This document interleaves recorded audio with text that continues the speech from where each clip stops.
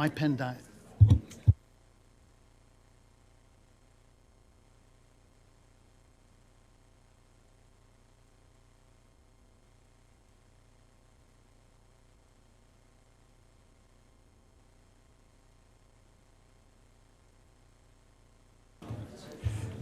Good evening, everyone. Welcome.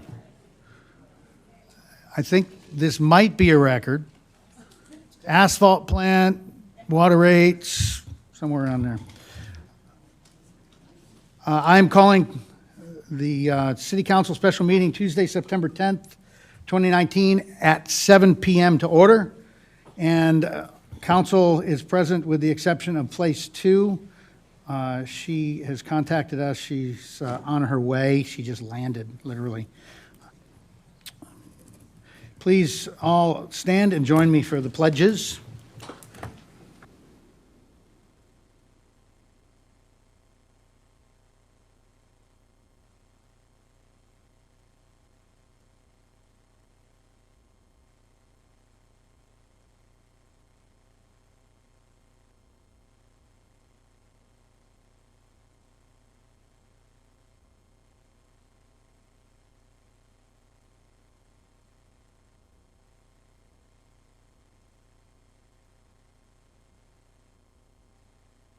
Thank you.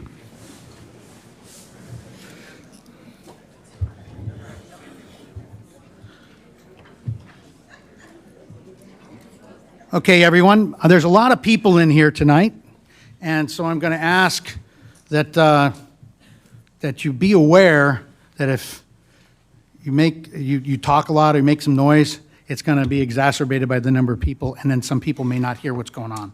So if you feel compelled to have some conversations, please take them outside. Normally, we can absorb a little bit of it because we only have a handful of people, but there's so many people in here, so I'm going to ask you to consider that.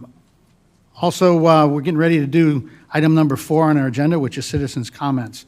And there are a lot of people that may have never been in a council meeting before, so I want to just explain a few things. During citizens' comments, you're going to come up here, you're going to give your name and your address. There's 2 citizen comment periods. The first one you should have signed up for, and I have the sign-up sheet here, and I'll read one person at a time. You come on up, you give your name, your address. That doesn't count towards your 3 minutes. You'll have 3 minutes to speak about anything you want to speak. There won't be any interaction, and you're probably going to talk about water, so we're going to end up talking about what you talk about. But if you are so inclined to talk about anything else, you'll find that we won't talk about that. We won't address you while you're speaking. We won't answer you even if you ask us a direct question. And that is not a policy, that's actually Texas state law. And I won't spend everybody's time explaining it, but I'll be glad to explain it to you if you would like to know sometime. I'll be glad to tell you all about that. Also, you'll see us looking down a lot because we're writing notes about what you're saying. It's a little awkward if you've never done it before because you feel like you're just talking to yourself and talking to a wall. But it's still the opportunity for you to be on the record and for you to speak. And again, this is the first period. The second period comes at the end of the meeting. We do this every council meeting, and it is 2 minutes. And you don't have to have signed up. But one thing that's important is that you can't speak about what you spoke about in the first period if you did speak in the first period. So you can't dominate because there are limits on the amount of time that we do the citizen comment periods, and we wouldn't want somebody to speak and prevent somebody else from being able to speak. So that said, we're going to move on to item number 4, which is citizen comment period. And the first person on our list is John Andrews.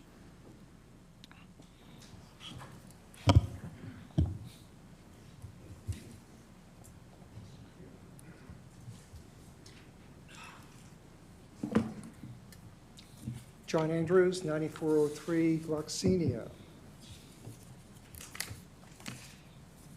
My bill that I got at the end of July was for 10 gallons. I'm sorry, 10,000 gallons. And what that bill cost me was $35.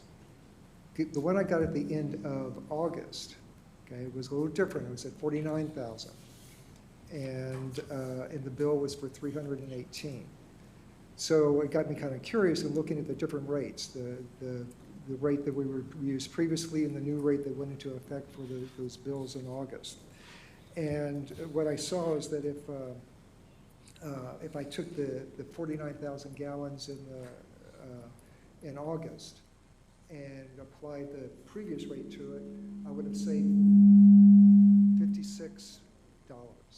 Okay, it's not a huge amount, and it got me looking at the rates, at the rate structure. And what probably starts standing out is that at a certain point, the rates really start kind of curving up, the rates per 1,000 gallons. So that if you're below like 35,000 gallons, it isn't really that big of an impact in terms of the new rate structure. Okay? So if you're looking like between 5,000 gallons and 35,000 gallons, the rate per tier as you go up is increasing maybe 17%. Okay? And the total bill is increasing maybe 13 to 16%. It's, I'm not trying to minimize it too much, but it isn't that huge kind of impact. But the rate, as you get to the higher tiers, starts becoming, it starts growing much larger. So that for the water in the tiers from the 76,000 up to 85,000, that went up by the rate of it that you're paying for each 1,000 gallons goes up like 90%. Okay, if you're doing it from the 86,000 to the 95,000, it's going up by 100%. The rate at that is much higher. So again, reiterating, the main point here is that the lower volume use has the new rate structure has significantly less impact. But it brings up two questions. One, part of the rationale for doing the rate increase at all was to encourage the responsible use and conservation of water. I'm sorry, sir. Your 3 minutes are up.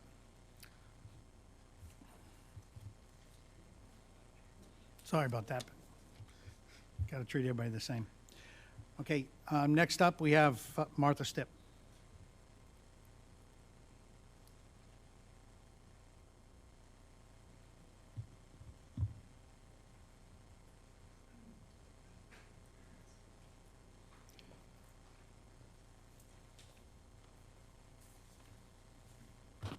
Is the mic on? My name is Martha Stipp. I live at 21007 Cedar Branch, Garden Ridge Estates. I have a handout that I'm going to give Marissa that she can make copies for each of you. It is the water rate schedule for Chavano Park as compared to our new water rate. Now, if you know anything about Chavano Park, it is a city very much like Garden Ridge. It gets its water from the Edwards Aquifer and the Trinity Aquifers, like us.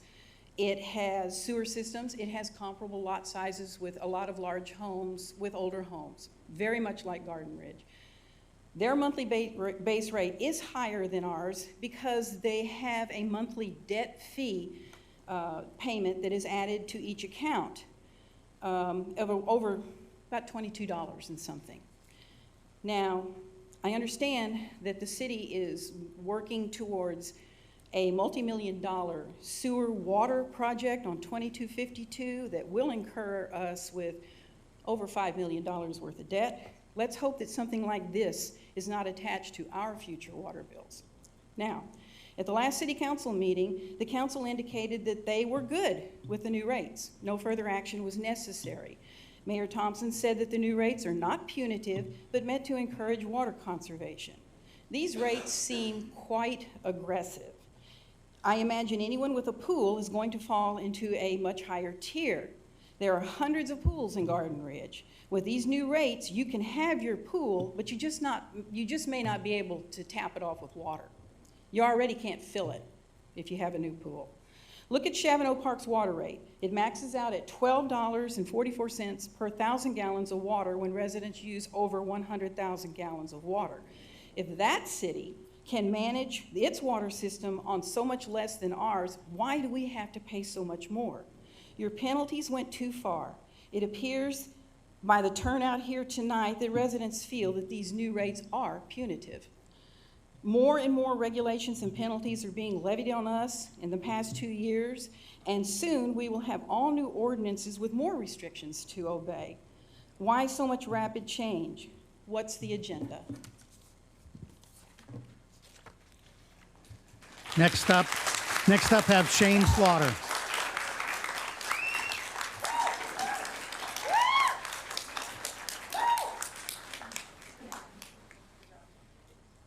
Oh, the next person didn't hear me? Oh, let's try again. Shane Slaughter.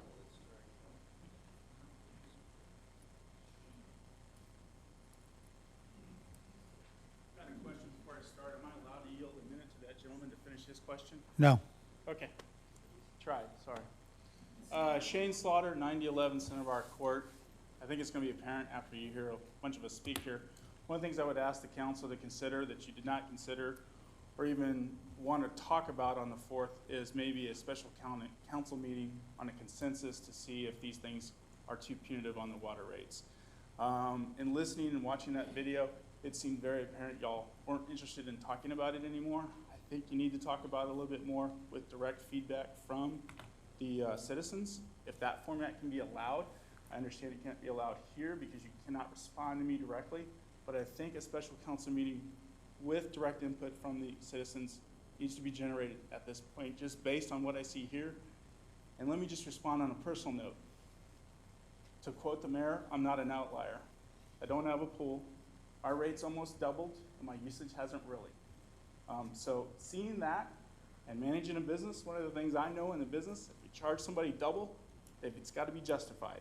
I'm not sure it's justified yet, doubling, but I think we need to revisit this and have a special council meeting on this. And that's what I'm here to ask for you guys to do, and please consider. Thank you. Thanks, sir. Next up is Bev Frazier. Bev Frazier.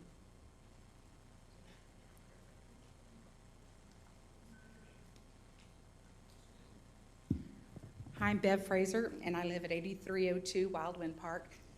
And I'd like to just start off by thanking this council for representing us and your willingness to serve and to be able to be our voice. And having said that, I need to remind you that you are supposed to be our voice. You have been voted in by this group here. You work for us. Now, I'd like to know if, and just as a kind of just a question for y'all, how many of y'all actually checked with your neighbors or checked with the people that voted for you to see what kind of impact this kind of water hike would have had on an average person that lives in Garden Ridge? I don't know if you would have had, if you would have done that, if you would have checked it, if you would have done your due diligence of actually doing your job that you were voted to do, then it's possible that you would have had a much different kind of outlook on what you had planned to do. I don't think that, it's beyond me that I've lived in 29 different homes over the course of my adulthood, and I have never, ever had any council that has so totally misrepresented what I feel was what my rights would be and what I feel is fair and just as far as how the city is run. Next up, Ken Kniper. Ken Kniper.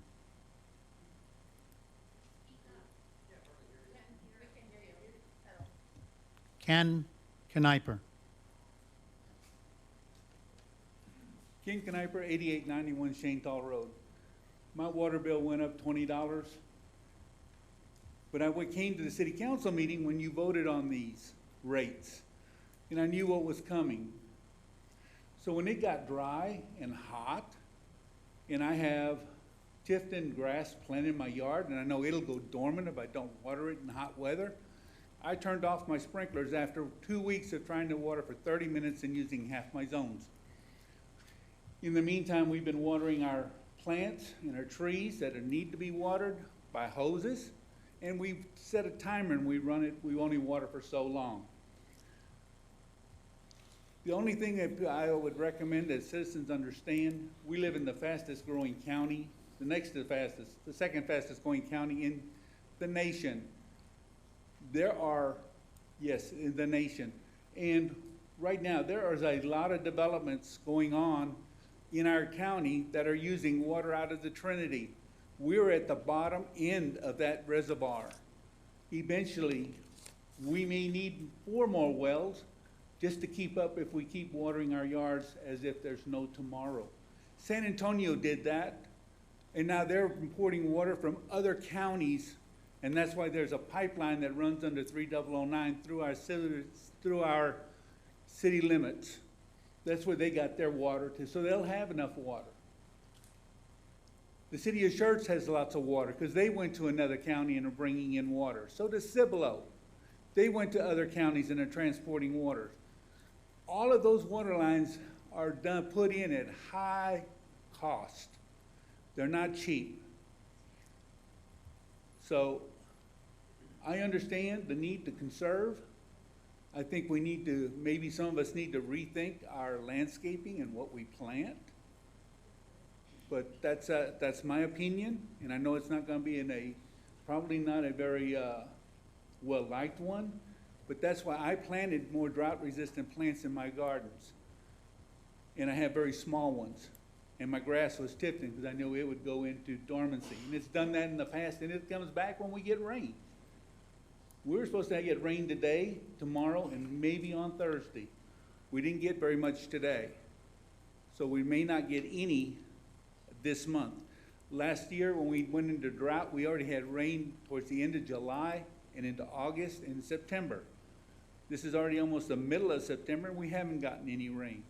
So when there's a drought, we need to cut back how much we really do water if you want to have water to drink and to utilize in your homes. Thank you very much for your time. And I know none of you are getting enormous paychecks from the city because you're all volunteers like most of us are that are on the commission. Thank you.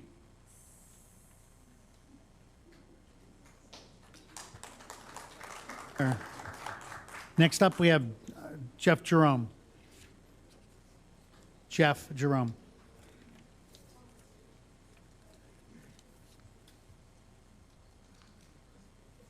Thank you. Jeff Jerome. I live at 20745 Wall Lane, across the street there. And I've lived there for a good 17, 18 months now. Moved here from Colorado. Moved out of Colorado because of the water problem we have there. Yeah. And in my duties in Colorado, I reviewed a lot of development plans. I was in the mining business as a public works director. A lot of water attorneys worked with me. I could not see how we were turning thousands of acres of farmland into 700 homes with 3 and 4 bathrooms, and where that water is going to come from. You can't just make water. It needs to be managed. And since I moved here, I try hard to manage my water and my electricity. I think I'm the only home in the neighborhood with solar. And I can look in there every day, every hour, and see when it's best to run the pool filter, run the dishwasher. When am I making electricity? When am I putting it back in the grid? I can't do that with my water. But a year ago, I got sticker shock with my August water bill when we moved here. And ever since then, I've been managing the water, shutting down zones, taking out nozzles that were meant to water something that's no longer there. Last month, I thought I'd have a sticker shock of my water bill because I had nephews out power washing everything, cleaning up, putting them to work. And that was, as I expected, 54,000 gallons and $400. that was supposed to be the peak of my water usage.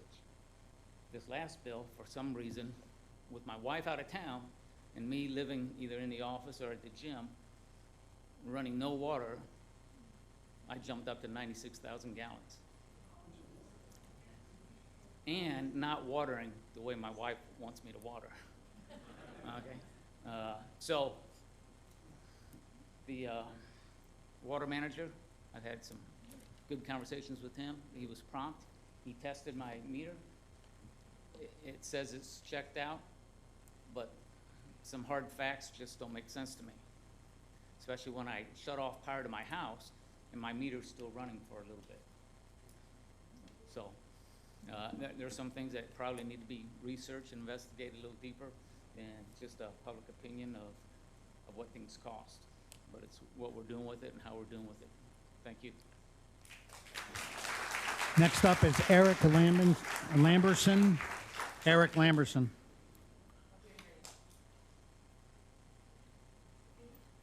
Eric Lamberson. Eric Lamberson, 22118 Cristobal Drive, here in Garden Ridge. My concern is that the city failed in its due diligence to inform its residents that there wasn't a 15% increase in the water bill, or in the average water bill, perhaps, and I don't know what the average is. There wasn't a 15% increase in the water bill, but yet a cumulative 300% increase. And there was a note, as far as I could tell, a note in the Garden Ridge newsletter mentioning the 15% increase. I looked at that and said, oh, okay, and we can absorb that. And the rate increase occurred in the middle of a billing period. Not at the beginning of the billing period, but the middle of a billing period. So clearly there were two rates in effect during this billing period. Should have been two rates in effect during the billing period. I suspect the city did not read the meters on August 7th. But yet on August 8th, started charging the citizens at a much higher rate. I would suggest that we consider a 90-day moratorium on the rate increase to give the citizens of Garden Ridge the opportunity to adjust their behavior. If they wish to pay a higher rate, then by all means pay the higher rate. But the citizens of this city did not have the opportunity to understand what the changes were going to be. It was misrepresented, intentionally or not. I doubt seriously that it was an intentional misrepresentation. But it certainly didn't indicate the impact that this rate increase was going to have. A 300% increase is a significant increase. You know, I've seen our neighbors talking about, you know, my water usage increased threefold, but yet our behavior did not change. Okay, you can't argue that. I mean, I can't get in the electronic meter and determine whether it was accurate or not accurate. It does seem a little unusual, and it seems to be a common story. Not understanding what the rate increase meant, I think, is a significant shortfall on the part of the city to do its due diligence. And I would respectfully suggest that we consider putting a moratorium on it, so the bill, after 90 days, give the citizens an opportunity to adjust whatever they need to adjust on a personal level to meet the kinds of usage that fits within their lifestyle and fits within their budget, so that we can all agree and move on. Thank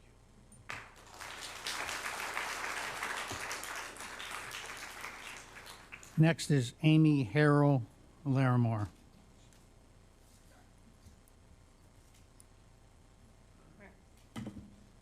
Amy Harrell, 99315 Sumac Lane.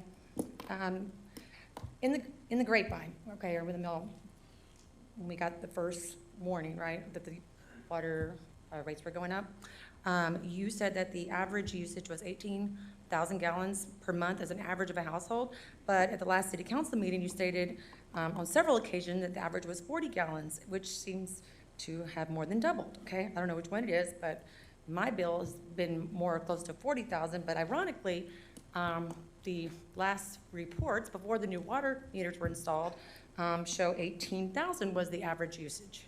So I don't know what the usage is because y'all haven't updated the monthly water reports online, so I can't find them anywhere. The newest ones are from 2017, and I didn't have time to do an open records request. But I feel like that's where you needed to look. Like, I feel like the meters are faulty because there's no way we use that much. No way. And if y'all are aware of the fault and y'all don't do anything about it, well, then that's negligent on you.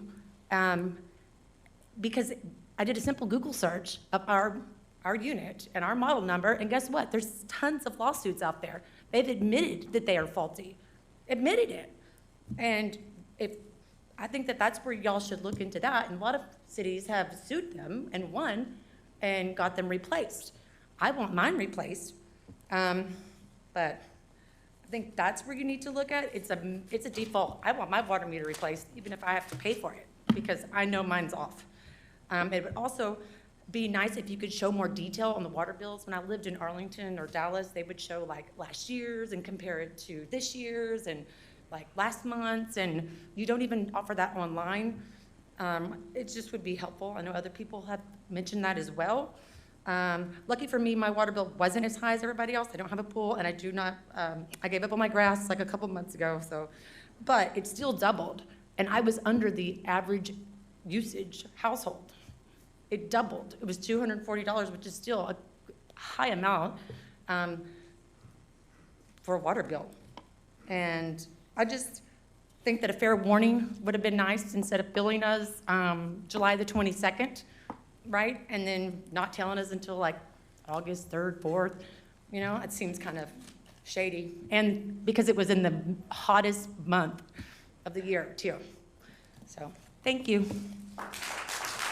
Next up is Shannon Drickta. Shannon Drickta.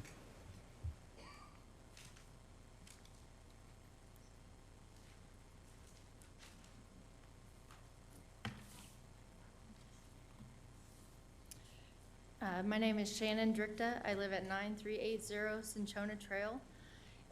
For the months of June, July, and August, my highest utility bill was $60.78. And in September, my bill was $370.84, which is 6 times as much. But the reason I'm here is I'm frustrated about the city's lack of communication given for the new water rates. The new policy went into effect on 8 August, and I think given the amount of people here and for what it's worth on social media as well, it's fair to say that very few people understood what the new rates were and how they would be affected personally by those. Besides the Grapevine article that has already been mentioned that came out in August, I would ask this city government what education the public was given. I realize that we're dealing with problems of being both a big and small city, but it would have been helpful to have been given the education that if I was currently using the same amount that I had in the previous months, my bill was going to be 6 times what it was. I am a conservator and I care about the environment. We've been watering our trees because of the current drought, so I really don't doubt the fact that I use 51,000 gallons of water. But had I known that my level of usage would cost me $9.89 per unit, then I would have hand watered my yard quite differently. The new rates may have been discussed at council meetings, but you can't rely on Grapevine articles, council city minutes, and outdoor information signs. This city is in dire need of a public information officer, and I think this is one more time that we're seeing that. If our water meters are digital, I'd ask for a way that I can access that digital reading remotely via an app or a message throughout the month to have more of an awareness of what my water usage is. I'd like to install flags that come up to warn us when we're reaching a certain usage. Most of these people moved to Garden Ridge because of the trees and the wildlife. It feels like you're now treating us as gross overusers of our resources. We have been Garden Ridge homeowners since 2008, and this is the first summer that we haven't been placed on watering restrictions, setting the time and day that you are allowed to water without any penalty. It makes it hard to believe that the city is for our best interests when an incremental water rate was instituted after we have been in a drought for 2 months during the highest temperatures of the summer. At the city council meeting on August 4th, one of the council chairs, who isn't here right now, voiced that you should relook at the rates to determine the numbers of the water rates that you were going to use. She was not supported by any other council members or the mayor. We are in need of the leadership we've been asked for to represent us in this city government. We are asking you as a community to please work with us to be better stewards and not against us. Next up is Jim Miller. Jim Miller. Jim Miller.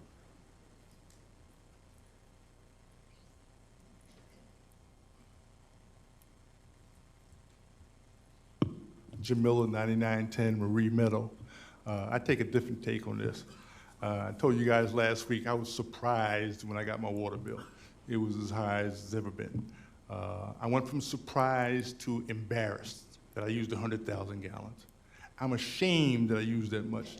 I apologize to my fellow citizens for using that much. I don't know if I used that much, but if I did, I'm ashamed. What I came here to do, though, is to tell you a story, okay? It's a quick story, and it has a moral to end. When I first got married, I'm going on a cruise with my wife. On the airlines, they let you take 2 baggages, 2 pieces of baggage. On the cruise, they let you take 6. My wife's eyes lit up to think about how much stuff she could take. She started packing. She had 6 pairs of shoes, 6 pairs of black shoes. Okay? I'm walking around huffing and puffing and upset because she's taken 6 pair of black shoes. And I really got upset about it. I don't know why, but I really got real upset about 6 pair of black shoes. Enough that I called my best friend. He's a social worker. I said, Jesse, and I vented for like the next hour, no, about a half an hour, about 6 pairs of black shoes. And when I got through, I said, Jesse, what do you think? He's a social worker. He said, it sounds to me like for an extra baggage fee of $50, you can avoid an argument, you can save a vacation, and possibly a marriage. I got off the phone, I told my wife to pack all the shoes she wanted. And from then on, even today, when we go on a road trip, I got an extra bag just for shoes, okay? This is extra baggage. Pay the extra fee.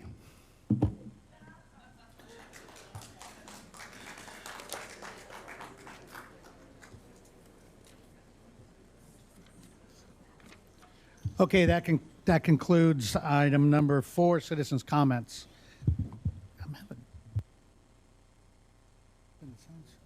Test, test, test, test, test. It's the same mic I always use. Okay, that sounds better. Thank you. All right, we're moving on to item number 5, business items. Following items are for discussion, consideration, action. Item 5A, ordinance 54082019, ordinance adopting comprehensive water company for the city of Garden Ridge, providing definitions, statement of organization, establishing a water commission, general policies, regulations and rules, rates and billing cycles, providing for a penalty, providing for severability, and declaring an effective date. And item number 1 is discussing the water issues. So what we're going to do is I've prepared a briefing to explain, well, what's going on. So this is part of item 5.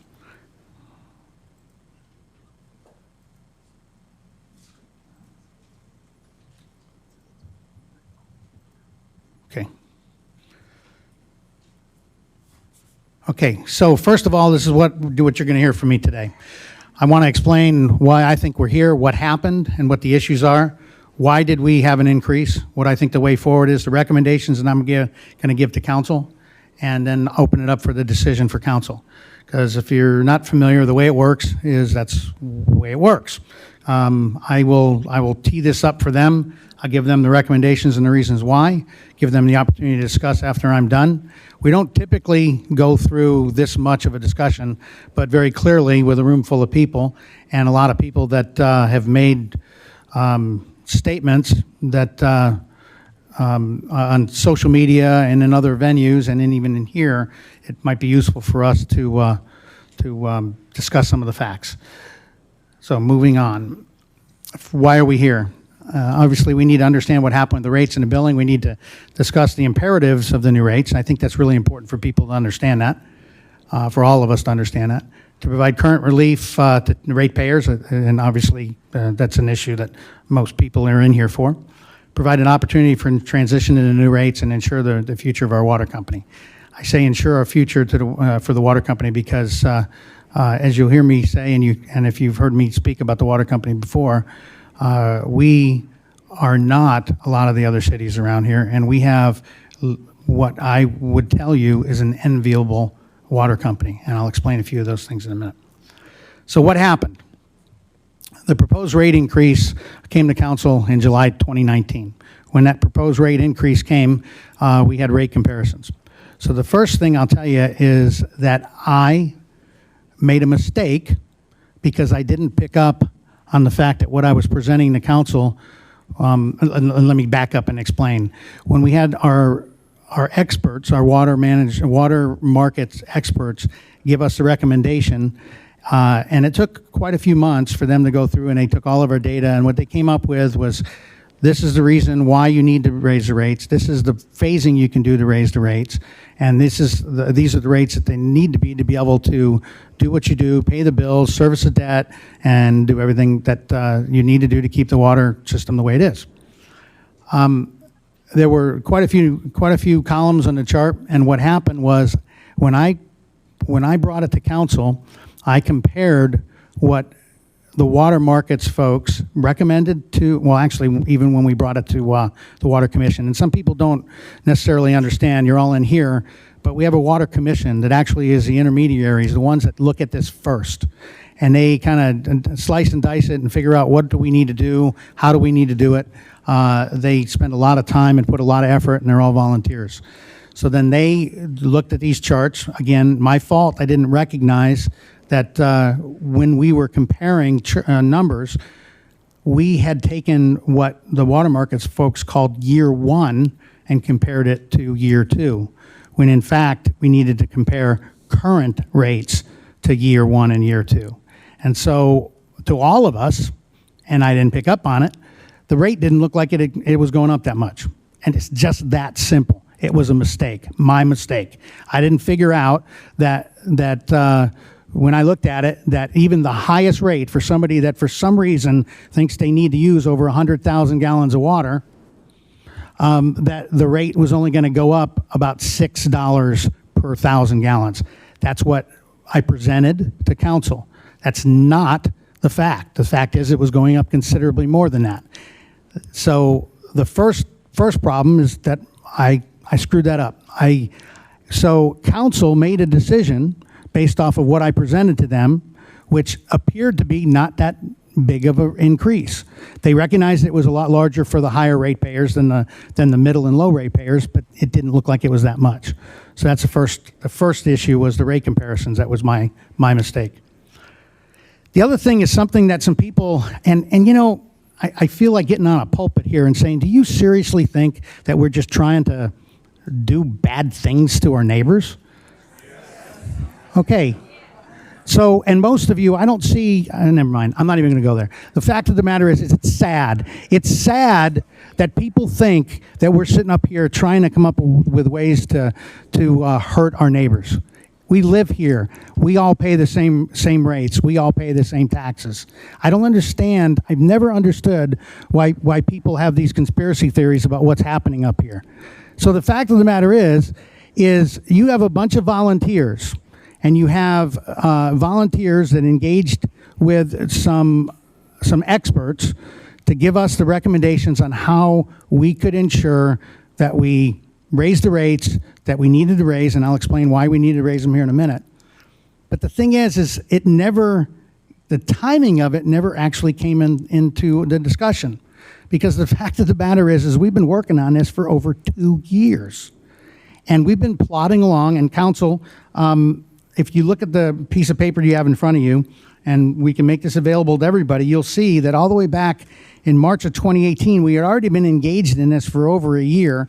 And that was when the Water Commission was starting to discuss what I asked them to discuss, which was the water rates as we had done the water rate study. We didn't consider this timing, And the thing is that was that's my fault. It never occurred to me that what would happen is this would roll out on the highest usage month traditionally every year for as much as we got records for. It just didn't occur to me. And so here we are. I can tell you that a lot of people that are saying that they have really high bills and they have a lot of water usage. If we go back a year, they had a high water usage last year in August as well. The problem again is that if we would have been paying attention, if I would have been paying attention, I would have said, you know, August for the September bill is a really bad time to make this happen. My mistake. I missed it. I completely missed it. But there was no intent to roll it out in August. The intent was that for over 2 years, we've been on a process to get to the point where we could raise the rates in intelligent fashion. So it's my fault. Next one is the discussion in the September council meeting.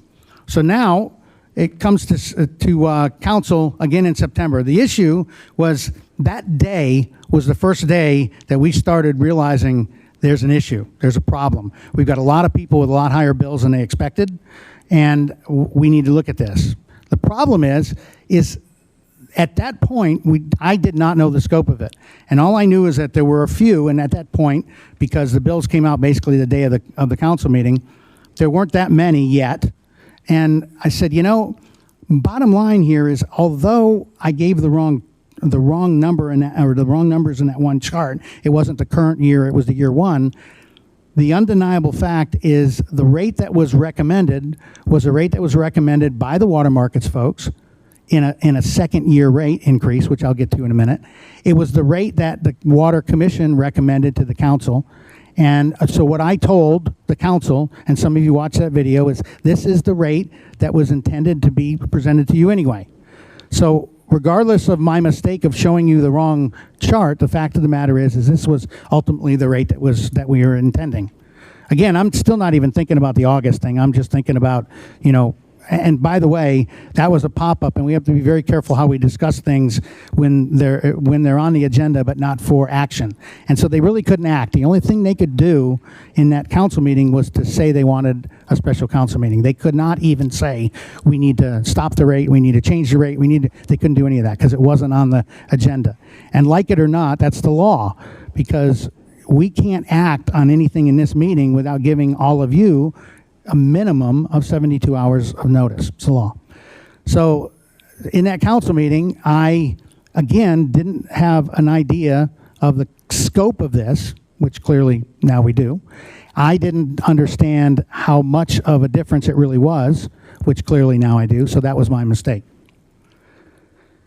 So then, in the next 4 business days leading to today, pretty much, it's become obvious and very apparent that this scope is much, much larger than what I understood, and I recognize that if I hadn't made the initial mistake of having the year one versus the year two, that it would have flagged part of it, and then if I would have realized that it was August and we have people that last year used 100,000 gallons, that we could have given them the opportunity to adjust and to prepare for this.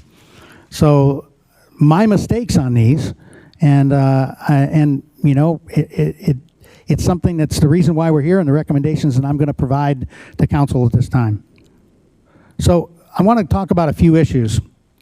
The timing of the increase, I've already pretty much talked about it, but I can tell you that nobody involved in this sat down, rubbed their hands together and said, this is great, we're going to do it in August and it's going to really get the money coming in. Nobody did that. And I can assure you that if anywhere along the way I would have realized it, or anybody would have realized it, again, it's my fault, we would have said, whoa, wait a minute, we need to delay this. We need to make sure that we do this when people have more of an opportunity to make adjustments and to prepare for it. The other thing is in the timing of the increase. We put it in the water bill. We put it on the website. We put a link in the water bill to the new rates. I discussed it in in my article in the Grapevine. Since then, I've been told that I don't read a Grapevine, I don't read my water bill, I don't read anything else that's put out, but I do look at my water bill when I get it. I mean, as far as the price of the water, I get that. I don't come to the meetings. We've been talking about this in meetings for, well, since March of 2018, we've been talking about this water rate increase. But I recognize still that the other part of this is that I did not understand how many people in August would use 100,000 gallons of water that they did last year. I know there's a contention that there's something wrong with meters and there's no way I could have used the water, but the fact is over the years, a lot of these people have used that much water. But I didn't pick up on it. So, and a question of the average. Interesting thing about the average use is every month it changes. So when I said that the average use in my article was the number that I used, it was because when I wrote the article, the previous month, that was the average.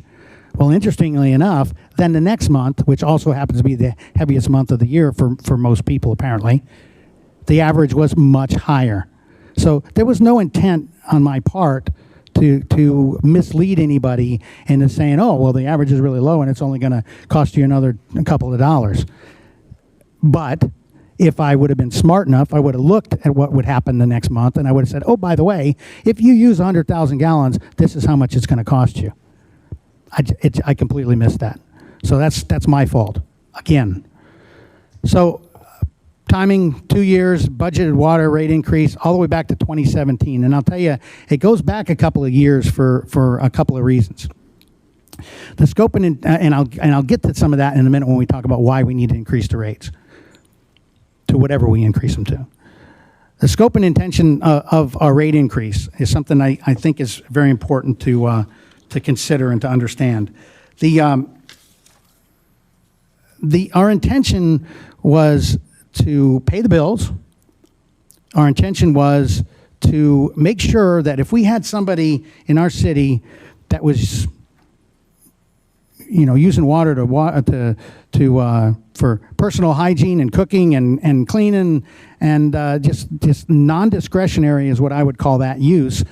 We didn't want that to have an effect on them. We have people in our community that have lived here for decades that are on fixed incomes that don't use a lot of water, and those people using 4,000 to 5,000 gallons of water, we didn't want their rates to go up very much, and that's why the base rate of $2, if you use less than 5,000 gallons, that's how much your bill went up, $2. And what we did, and what we gave direction to our to the water market and analysts that helped us with this, is we said that as you increase in the usage, we want the rate to increase in a commensurate amount. It would do two things. It would put the burden on people that are using water in a more discretionary manner. It would put less burden on the people that, again, are using 5,000 gallons because they're washing their dishes and using it for personal hygiene and what I would consider more non-discretionary. Now, before you get all up in arms about it, the fact is we didn't pick up on how much it was going to be in that second year. I didn't pick up on it. But the fact is that was the directive that we gave to them, and that was our scope, and that was our intent of the water increase, was to protect the people at the low end, to have the people in the middle of the bell curve pay more, but not, painfully more, and then somebody that wants to put 200,000 gallons through their system, which we have people that do that they would recognize that they have to pay to do that.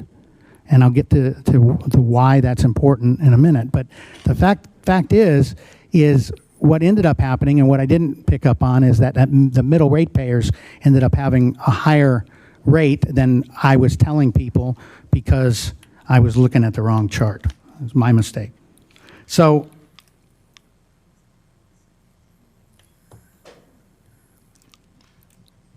the other part of this is to incentivize conservation.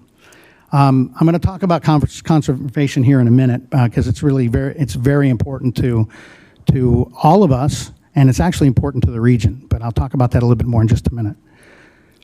So there's contention over the usage and the meter readings. A couple people come up and said, there's no way I could possibly use that much water. Again, I've looked at some of these people that have written or called, and they used about the same amount the year before.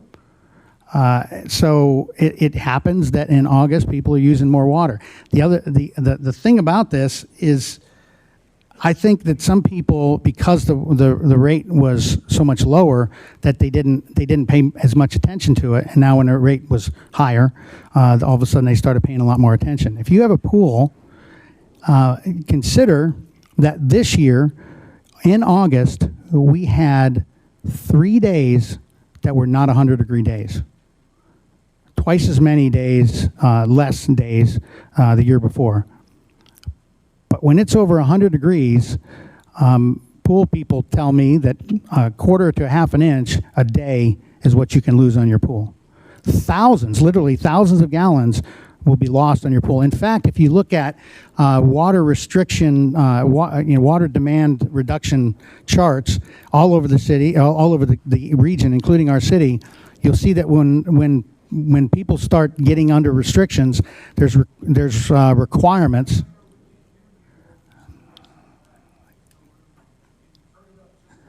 He's asking if we can turn it up a little. So when you get to those restrictions, it actually, by law, you have to cover your pool. We'll talk about law here in a second too, but the fact is you can lose a lot of water through your pool. The other thing is, I've talked to people about their sprinkler systems, and I've found that some people don't know about the fact that it may be built into their system with a seasonal adjust. You know, I talked to a couple people that said that their landscaper, or the person that put in their landscaping, is the one that set up their sprinkler system. Well, if I was in that business, I can assure you that I'd make sure that landscaping stayed alive and looked good, so I didn't have to come back and listen to the complaints. So I would put a seasonal adjust for the hottest, driest month of the year at about 130 or 140%. And I'm more certain than ever that there are people that have that on their systems and don't even know it. So if you do know it and you don't have it, that's one thing. But I'm telling you that that's part of this too. So there's a lot of other ways. You know, I had somebody say that I wasn't in town, there's no way I could have used the water. But we haven't been able to do an assessment on whether or not they have a leak. We also looked at leaks. You know, a simple toilet. If your toilet runs for a whole month and you don't stop it, the conventional wisdom is that you can use over 100,000 gallons of water from a toilet. So, you know, there's a lot of other reasons why we could be losing water, or we could be using water. And again, a lot of this usage is consistent with some of these people from August 2018 to 2019. So comparing July, which wasn't as hot, to August is not necessarily a fair comparison. Now, that said, this is important. We are not digging our heels in and saying, tough, you got to pay, you got to trust the meter. We're going out and we're checking the meters. We have different meters to check the validity of the iPearl meters that we have. We're doing everything we can to check your usage to see if there's a low-level usage that's constant, because if there is, that indicates a leak. And we're also looking at your record to see, is there a period of time every day, every other day, where you're using a lot of water, which would indicate that you're putting a lot of water in your yard. I can also tell you, and this is anecdotally, but it just, you know, it is what it is. We're going out to some of these places to look at their meters and to read their meters and download their meters, and they have really nice yards. And so I'm not saying that's all of you. I'm not saying that's the people that are demanding they didn't use that much water. But go drive around the city and you're going to see a lot of yards that are looking pretty green. So, you know, the other side of this is we are investigating this. We are going through all this. There's a lot of contention over this. And I want to ask our water manager to tell us what's happened over the last, well, pretty much 4 to 5 days about what he's checked, what he's done, and what he's in the middle of doing. So, Mr. Parsons, you have the floor. Thank you, Mr. Mayor. We've been inundated with a bunch of laptop requests. Those are the requests that they feel, our customers feel like there's something wrong with the meters and they want their meter checked. We actually have 103 currently, and we get more every day. Out of those, we've gathered 96 readings thus far. We've analyzed 38, and what that means is we've looked at them and we look to see if there is a leak, or if there's no way there's a leak, or if there's in the irrigation and the usage for those, but at a glance. And so then we review them, and we've been able to review 14 of those thus far. And in those, we found that 27 out of the analyzing and the reviewing at the quick looks, we've seen that 27 are irrigation related, and we do have some that are have leaks. 11 of them are leaks, but they're minor. There's only one major leak that we have found thus far. So that's just an update on those. We also wanted to make sure that the meters are accurate. And so what we did was we took a brand new meter out of the box to make sure that it's certified when it comes from the factory. And we wanted to make sure to measure them against each other. And what we found is out of the 3 meter tests, all of them have passed, none of them have failed, and the variance is in the hundredths of a gallon. So if we were to run a check of how many gallons, it would be not to the gallon, but to the hundredths. So it's 2 100ths of a gallon that the accuracy for the meters that we've found so far. I also want to point out that the water pumpage that we have had for the wells or for the whole distribution system, this last month, we've pumped 61 million gallons, and the meter usage that we were able to sell was 58 million. So if there was an increase or an issue with the meters, there would be an offset that would show that the meters would have an increase, not a decrease, of the water pumpage. So also with that, I called and talked to our representative for our meters, and I asked him a few questions, and we started purchasing meters from them April 2012, and we bought our last batch in December 2018. Like I said, all meters factory tested to AWWA standards before they are shipped.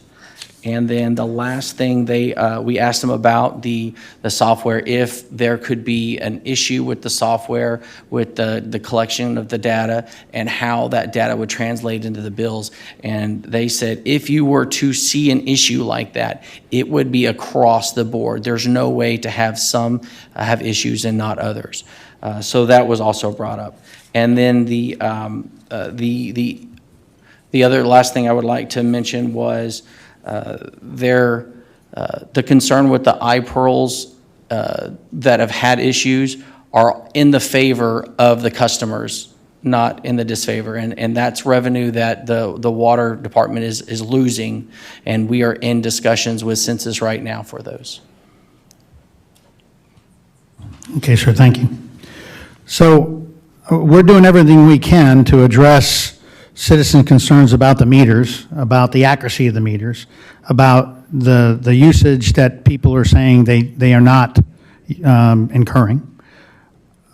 But I can tell you that we can give you hour by hour what you're using. And a lot of times when people say they're not using it, when you then look at, there's a couple hours every so many days, or every Monday, Wednesday, or whatever, and it's the same usage, and it doesn't happen any other time, it could very well be irrigation. The other thing, and somebody actually brought this up to me, is that the irrigation will increase if a head breaks off, because now it's just like a pipe flowing through there. It's not restricting it, and it's all coming out. And so some people have told me, yeah, I went out and I found that I had a sprinkler head that was broken, or a couple that were broken, or whatever. So there's a lot of explanations to this. We are not discounting the possibility that it could be the meters. We're not discounting that it's not, that it couldn't be the software. We're trying to look under every stone there is. But you have to, you have to look at it from our perspective, that's all we can do, is we have to peel it all back. We have to look at what your usage is, per day, per hour, and then also look at our equipment. We have another type of meter to measure the accuracy of these meters. We're doing everything we can to get to the bottom of this. But again, the increase is consistent. In fact, the increase of usage from one year to the next is even consistent. The September bills in 2018 and September bills in 2019, the difference was only 9 million gallons. And we've grown since then. It's only 9 million gallons. So I'm not trying to justify anything. I'm trying to tell you what our thought process is and how we're trying to peel this thing back to figure out, do we have a problem? And if we do have a problem, what the problem is.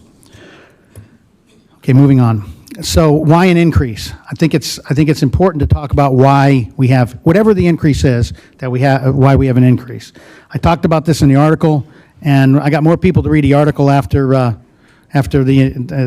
this happened. I found out that not that many people read it to begin with, but I need to talk about this. First of all, our expenses since 2015, which is the last time your water company had a rate increase. They've increased 16%. That is, you got people that you got to pay. You got to pay their medical and all of the other benefits. So just a 16% increase in expenses alone since 2015. But another factor, and something that's really a bigger factor to our water company, is for many years our little town had the general fund and the water fund, and they were separate, but they weren't all that separate. Years ago, back in the mid-'80s, the city purchased the water company and started marching forward with the water company. Not a lot of people had a lot of experience with this, and it's taken quite a few years, and just in the last couple of years is when we realized that there were some hidden expenses that weren't being paid for by the water company, but they were water company expenses. If you have a business, you know that if somebody pays your expenses, you're going to do pretty well with your business. And in our water company, we had employees either working part of their time on the water or all of their time. We have equipment, we have leases, we have supplies. All of that stuff is expenses to the water company. But many of those expenses were being paid for by the general fund. And for those that may not have ever heard this before, the general fund is what we pay our taxes to do. It's to operate the city with the exception of the water company. And then the water company is separate. So in the last few years, and it's not as easy as it sounds to go, okay, this person we're going to pay 60% out of general fund and 40% out of water, and this lease needs to be transferred over to the water company, and these trucks need to be, and on and on and on. And as we did that, not only did the expenses increase to 16%, but they increased significantly more than that. But that was a process, and it took us a couple of years to not only do it, but then to be certified through our accountants that we in fact did accomplish that, and they are completely separate and what we call fully loaded into the expense category for the water company. Again, I said there has been no adjustments since 2015, even though the expenses have gone up, even though for various reasons the expenses have gone up. We also, another reason for the increase is to continue to invest in the highly reliable and safe system. As I said before, our water company really is enviable in the area. I don't know how much y'all have paid attention to it, but well, for one thing, I asked a group of people that had decades of time living here in the city, and I asked them, how many times have you not had the water come on when you turn the spigot on? And every one of them said never. So unless somebody's working on it in front of your house for whatever reason, every time, and I've lived here 12 years, and I've never had the water go out, ever. I can't say that about the other 24 places I've lived as an adult, and I certainly can't say that about any of the other utilities I have in this city. I need both hands to count the number of times in the last year my electricity has gone out either for a few minutes or for quite a few minutes longer than that. And all I'm trying to say here is that, and I wrote about this a year ago, that we're really fortunate that our city has invested in this system, that it's so reliable that if you have a water main break in front of your house, the chances are good that only 4 to 6 people are even going to know about it. And the rest of the city isn't even going to know, because we loop our system, so there's more than one way to get water to you. And we have shut-off valves all over the place to be able to isolation shut-off valves, to be able to isolate an area that has a problem, and nobody else even knows about it. That does not come cheap. But you also, most of you, I would suspect, if I took a poll, would say, yeah, I've never had my water go out, and that's the reason why. So, and that doesn't happen in San Antonio. I can assure you, I've lived in San Antonio. It does not happen in San Antonio, and it doesn't happen in a lot of the cities that surround us. So the redundant system, the reliable system, the fact that we source more than one place, so we're not beholden to any one aquifer at a time, and we can provide this city from either one of our aquifers. We have over 2 million gallons of storage, so that means during a normal day, or in the winter, for instance, we can go for days without even pulling a drop of water out of the ground. And a lot of these systems around in surrounding areas, they can't boast that. But that's all about making sure that you have safe, reliable water all the time. And that's why I say it is an enviable system. There are a lot of my peers throughout the area that are aware of that, and they comment on it. So that's an investment. That's why we have a 25-year plan to go through the city to replace water lines before they start failing wholesale and you start having problems. And all of that is part of the expenses of our water company. So that's not justifying a 20-fold increase in the water rates. I'm not even saying that. But what I'm saying is you and I live in a city that has a great water system, and it comes at a cost. That's another reason for the increase. The next reason for the increase is to encourage conservation. And conservation is an interesting thing, and I want to talk about a few aspects of this. First of all, I want to talk about regional responsibility. Before I became mayor, I was warned that there are a lot of cities around here that get irritated at the amount of water per person Garden Ridge uses.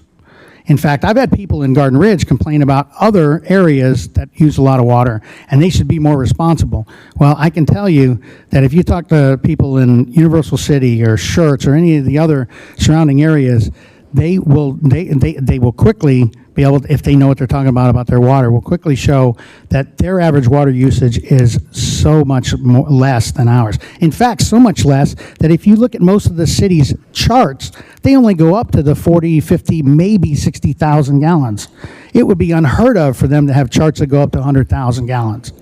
So the thing about this is we use a lot more water. And I'm aware of that, and all of us are aware. Okay.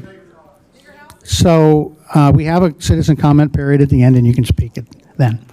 So we use a lot more water, but the problem is our neighbors look at it and say, you're being irresponsible. I drive through Garden Ridge, and people have these big, huge green yards where we're not doing this. So I'm telling you the perception, okay? And I'm telling you that perception carried over a few years ago when our city overpumped out of the Edwards, and when we were being fined and we asked for a little bit of forgiveness for it, they looked at us and said, not Garden Ridge, no. So we have a reputation. In fact, somebody mentioned that this year is the first year we haven't done water restrictions, demand management. That's not true. We didn't do them last year. And I want to talk about those because when we don't do it, we can get some heat for it. But that's my call. And the reason why we don't do water restrictions is, remember I told you, you spend all that money on that great system, and it's redundant. We have water out of a couple different aquifers, and we have a lot of storage, and we have great transmission. My feeling is you spend all that money on that, and I don't think the government should tell you you can't have your water if you want your water. And that is exactly what a water restriction of demand management stage 1, 2, 3, 4 does. Is it now punishes you with a ticket and a fine when you use your water. And I'd also ask that if you wait till the end of this thing, this may not turn out the way you think it's going to turn out. So again, the philosophy here is to not mandate through a law of what you use. Instead, it's to encourage conservation through you making the decision that you want to make. In fact, I'll tell you, we've had people in the past that even when they were fined would say, I'm going to use this anyway. And I don't think that's right for the government to force people to make a decision to break the law. So 2 common methods to help with regional responsibility and to encourage conservation. One is those mandatory restrictions, the law, like I just talked about, that we have that available to us, but I personally don't believe that, somebody said we're putting more and more restrictions on you. And in fact, no, we're trying to put less restrictions on you, and on the discretionary use of water, it becomes up to you on what you want to use. The other is incentives to voluntarily conserve. And the incentives to voluntarily conserve, the more you use, the more you pay. This is America. So if you want to use the water, use the water. If you don't want to use the water, or you need to or want to conserve, you can conserve. And that's an important tenet of the conservation as we see it in this city, is that it's voluntary, and it's what you want to do, not what we're telling you to do. And I got a lot of comments just now, but I'm sorry, that I think it's important that we do everything we can to not mandate things that we don't have to mandate for you. And that's one way to do that, is to encourage conservation through an increased price as it goes up. Regardless of whether or not the price was appropriate is another story altogether. But the fact is, the concept of that is what I'm talking about right now.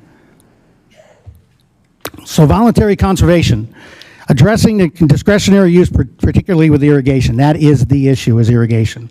And encourage education, prudent resource use. I've talked to people that said that the water rates were going to go up, and they told me all kinds of ways that they were looking to save water, whether it was using hoses, on and on, and covering their pool, lots of different things to just ensure that they were conserving water.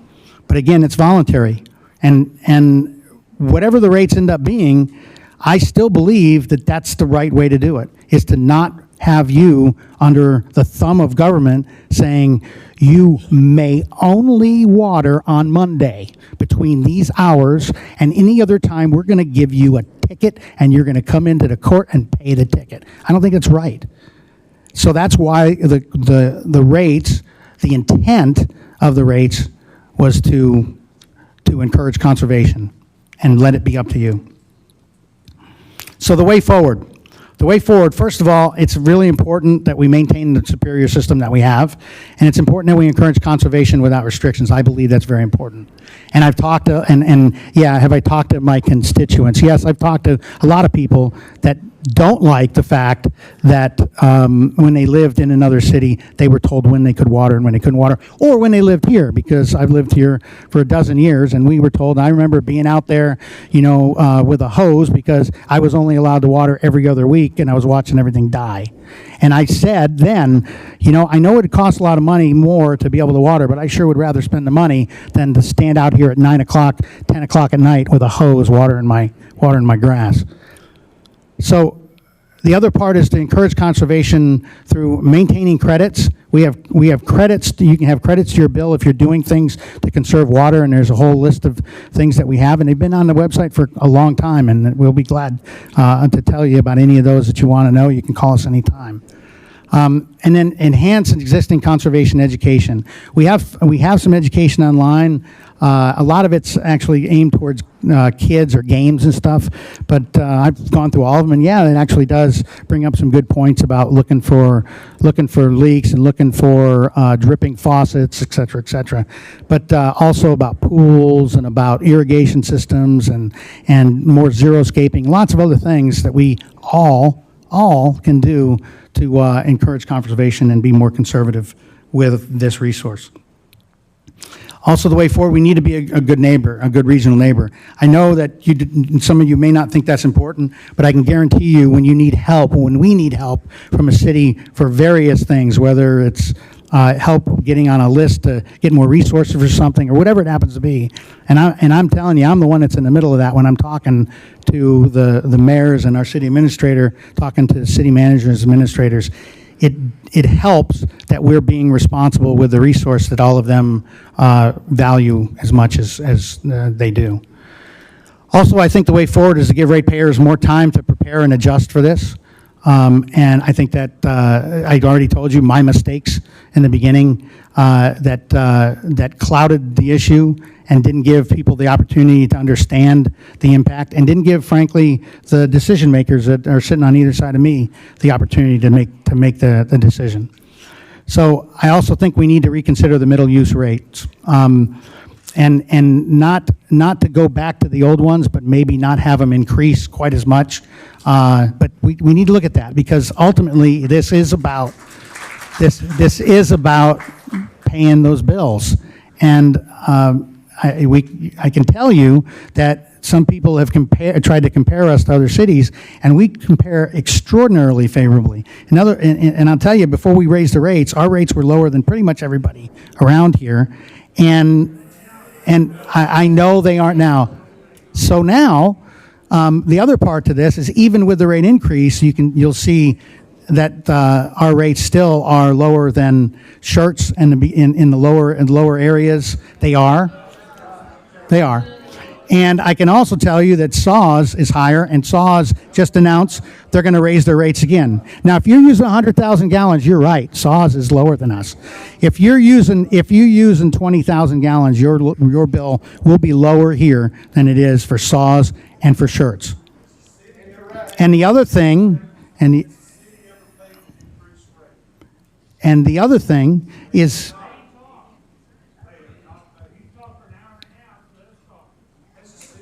yeah. So, again, I'm asking, sir, please. One more time, and he needs to leave. So again, we need to reconsider the middle rate payers and what the effect is on the middle rate payers. Give more time and reconsider. So my recommendations to council, recommendations to you. I think we need to roll back the step rate increases right now. We need to, and I would ask you, we could get through this quicker if you just give me a break here and wait, okay? So if we roll back the step rate increases, the August to October, and put them to the previous rates. The reason I say all the way to the October is because, and it'll become apparent here in a minute, but first of all, if we just roll back the bill that everybody got, what you're going to end up with is people only have 2 weeks to adjust for the period they're in right now, because they're already 2 weeks into the next one. So you got the August that was billed in September, you got the September that'll be billed in October, and I think that's too late. But the reason I'm saying all the way to November for the December bill is because I think we need to relook at some rates. So, but that said, I think we need to keep the $2 base rate in effect. In the ordinance, it says that the rates will ensure that there's no loss to the city. And the interesting thing is that in the budget for this year, we budgeted the $2 base rate increase.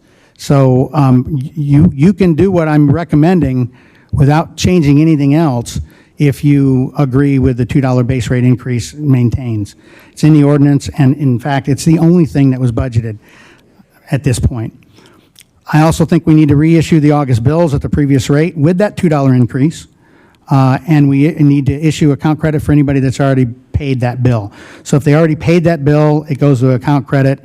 Otherwise, they're going to get a new bill We can make this, we've already checked with Encode, and we can make this happen by the end of the week. We can start issuing new bills. And basically, the increase will be the $2. Another part of the recommendation is I would ask you to consider directing the Water Commission to re-examine the rates. I'd ask you to consider maintaining the intent of the study and what we directed them as a council and as an administration for the intent of the study, which is to protect the low-end users and to encourage conservation and to ensure that we pay the bills. And consider looking at the middle of the curve rates and then a possible implementation over a longer period. And there's an aside to that, and that is that they actually recommended we do a rate increase one year and another rate increase the next year. And having paid a lot of bills from a lot of different businesses and utilities for many years, I always got frustrated when I felt like they were trying to, raise it slowly so I didn't notice. And so I said, well, the way I would like to be treated is just tell me how much I'm going to pay. And so my recommendation had been to go ahead and just go with that higher rate and go with it there. But that's possible that we could go with a lower tier first, a lower rate first, and then next year raise it again. And that's up to the commission to take a look at the feasibility of it, and then council to consider it, if in fact you direct them to do this. I would say then they bring the recommendation to council in October, which gives plenty of time for it to be effective in the November rates that would be billed in December. And oh, by the way, it also gives more of an opportunity for everybody to prepare and adjust, because clearly it's not going to be 100 degrees for 28 days out of the month. And it's gonna, and they're not gonna be having to water the grass as much as well. So it'll give even more. So in essence, it's gonna give them basically about 7 months to adjust instead of what we gave them before. So the effect of the recommendations, because I need to give you full disclosure, the effect of the recommendations, number one is if you do the $2 rate increase, that's what's in the budget. The other part of the rate increase wasn't in the budget because we didn't know how much people would use, and we didn't have a crystal ball. So we said the only thing that we were going to put in the budget income projection was the $2, because that was guaranteed. So the effect on the budget is negligible for now. If we never do an increase, the effect on the water budget will be significant. But we can deal with that over the coming months. The other effect is obviously we'll be giving everybody the opportunity to take a breath and stop looking up where I live so they can come after me.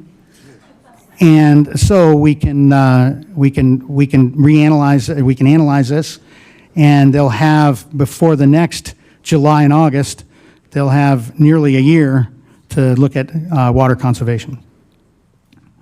So closing comments from me. Yeah, I talked a while. That's what you pay me for.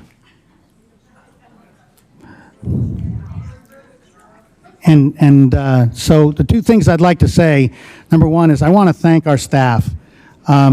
We've been asking these folks to go out there and read more meters in a week than they've read in many months. We're asking them to do lots of analysis and lots of work, and wouldn't you know it, Murphy being what it is, we've had 4 people get sick along the way, and we don't have a large, we have 4 people doing this work, 4 people able to do this work. So I want to thank our water manager particularly, because he's really gone over and above, but I want to thank our staff, because our staff helped to help me with the analysis of this. Also want to thank our staff for helping the water department with this, and our public works also for helping our water department. And they've really pulled out all the stops to get to you as quickly as they can. Also want to thank the admin folks up front, and I'll put in a plug for them. They're just doing their job, and when you call and you holler at them and you express all your frustration with them and call them names, yes, call them names, and abuse them, that's unnecessary, uncalled for, and it's unbecoming of people that live in Garden Ridge. And if you know of anybody that's done it, I'd ask you to talk to them and consider that we're doing everything we can to make this work and to do the best we can, representing you. Yes, representing you. So that's the first thing. Second thing is I want to apologize to council for causing all this to begin with. They were my mistakes, not picking up on the chart, not picking up on the fact it was in August, and not picking up on the fact that it was going to be such a significant effect for the people in the middle of the bell curve. If I would have picked up on that stuff, we wouldn't be sitting here tonight, so it was my fault. So my apologies to council for that. So that's it. That's what I have, and now the next thing is to open it up for questions and comments from council, and then open it up for any motions that council would like to make. So starting over on the right side.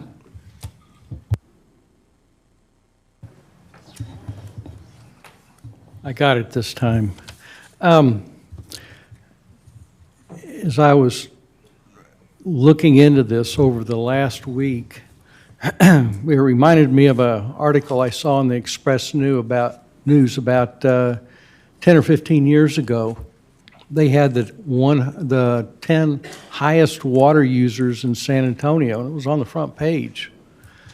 And most of them were barely over 100,000 gallons.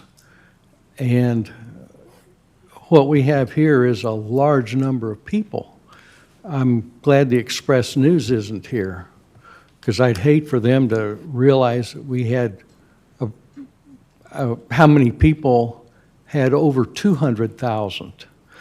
I looked in I glanced at Nextdoor, where a lot of you expressed opinions. One person made the comment, I only water it once every 4 days. Well, that's 7 to 8 times a month. If we go into stage 1, if we were to go into stage 1, you would be watering only once a week. So that's still only is once every 4 days is a lot of watering.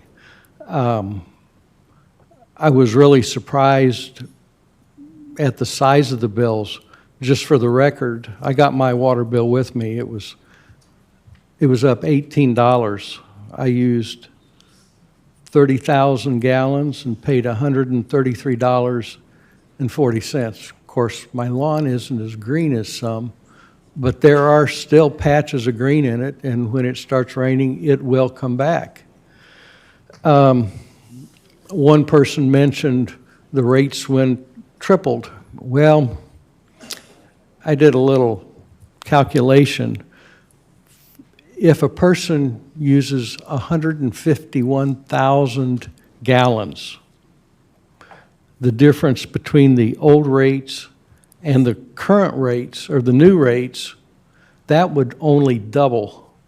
So when someone says my bill went up 300%, they may have used twice as much water or something like that, because that is it's on the we checked. I did the rates, and then I checked them with someone else, and that person who is an engineer came up with the same number. And I'm a mathematician myself. So at 151,000, the rates from the old to the new, or maybe temporarily new, only doubled.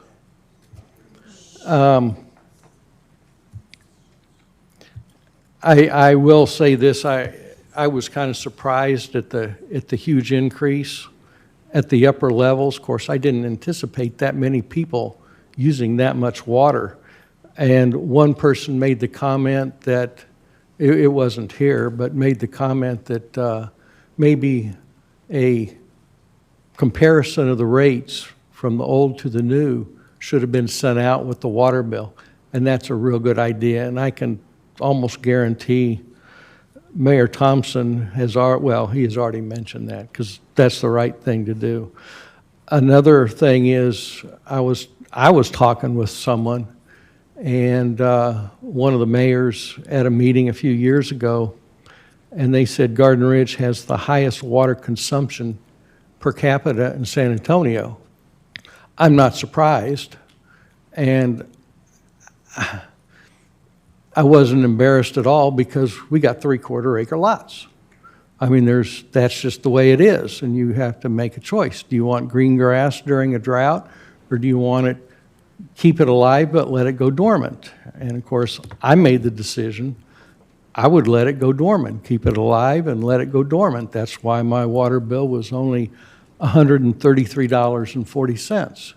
So that's a decision, and I've got 1.35 acres, but a lot of it is I've kept natural. So anyway, I can understand this situation, and that's all I got to say.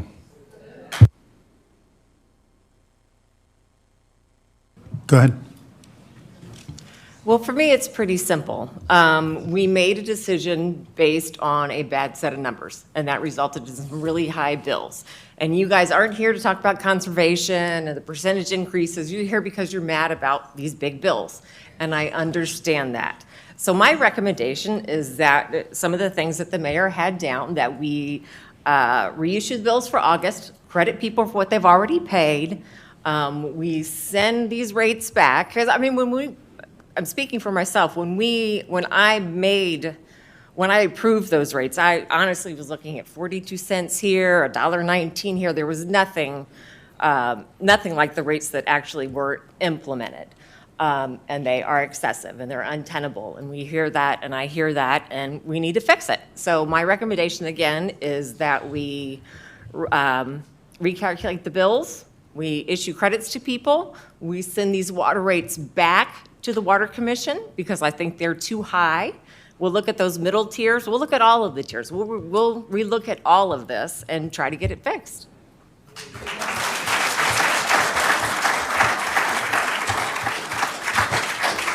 Go ahead. Go ahead, sir.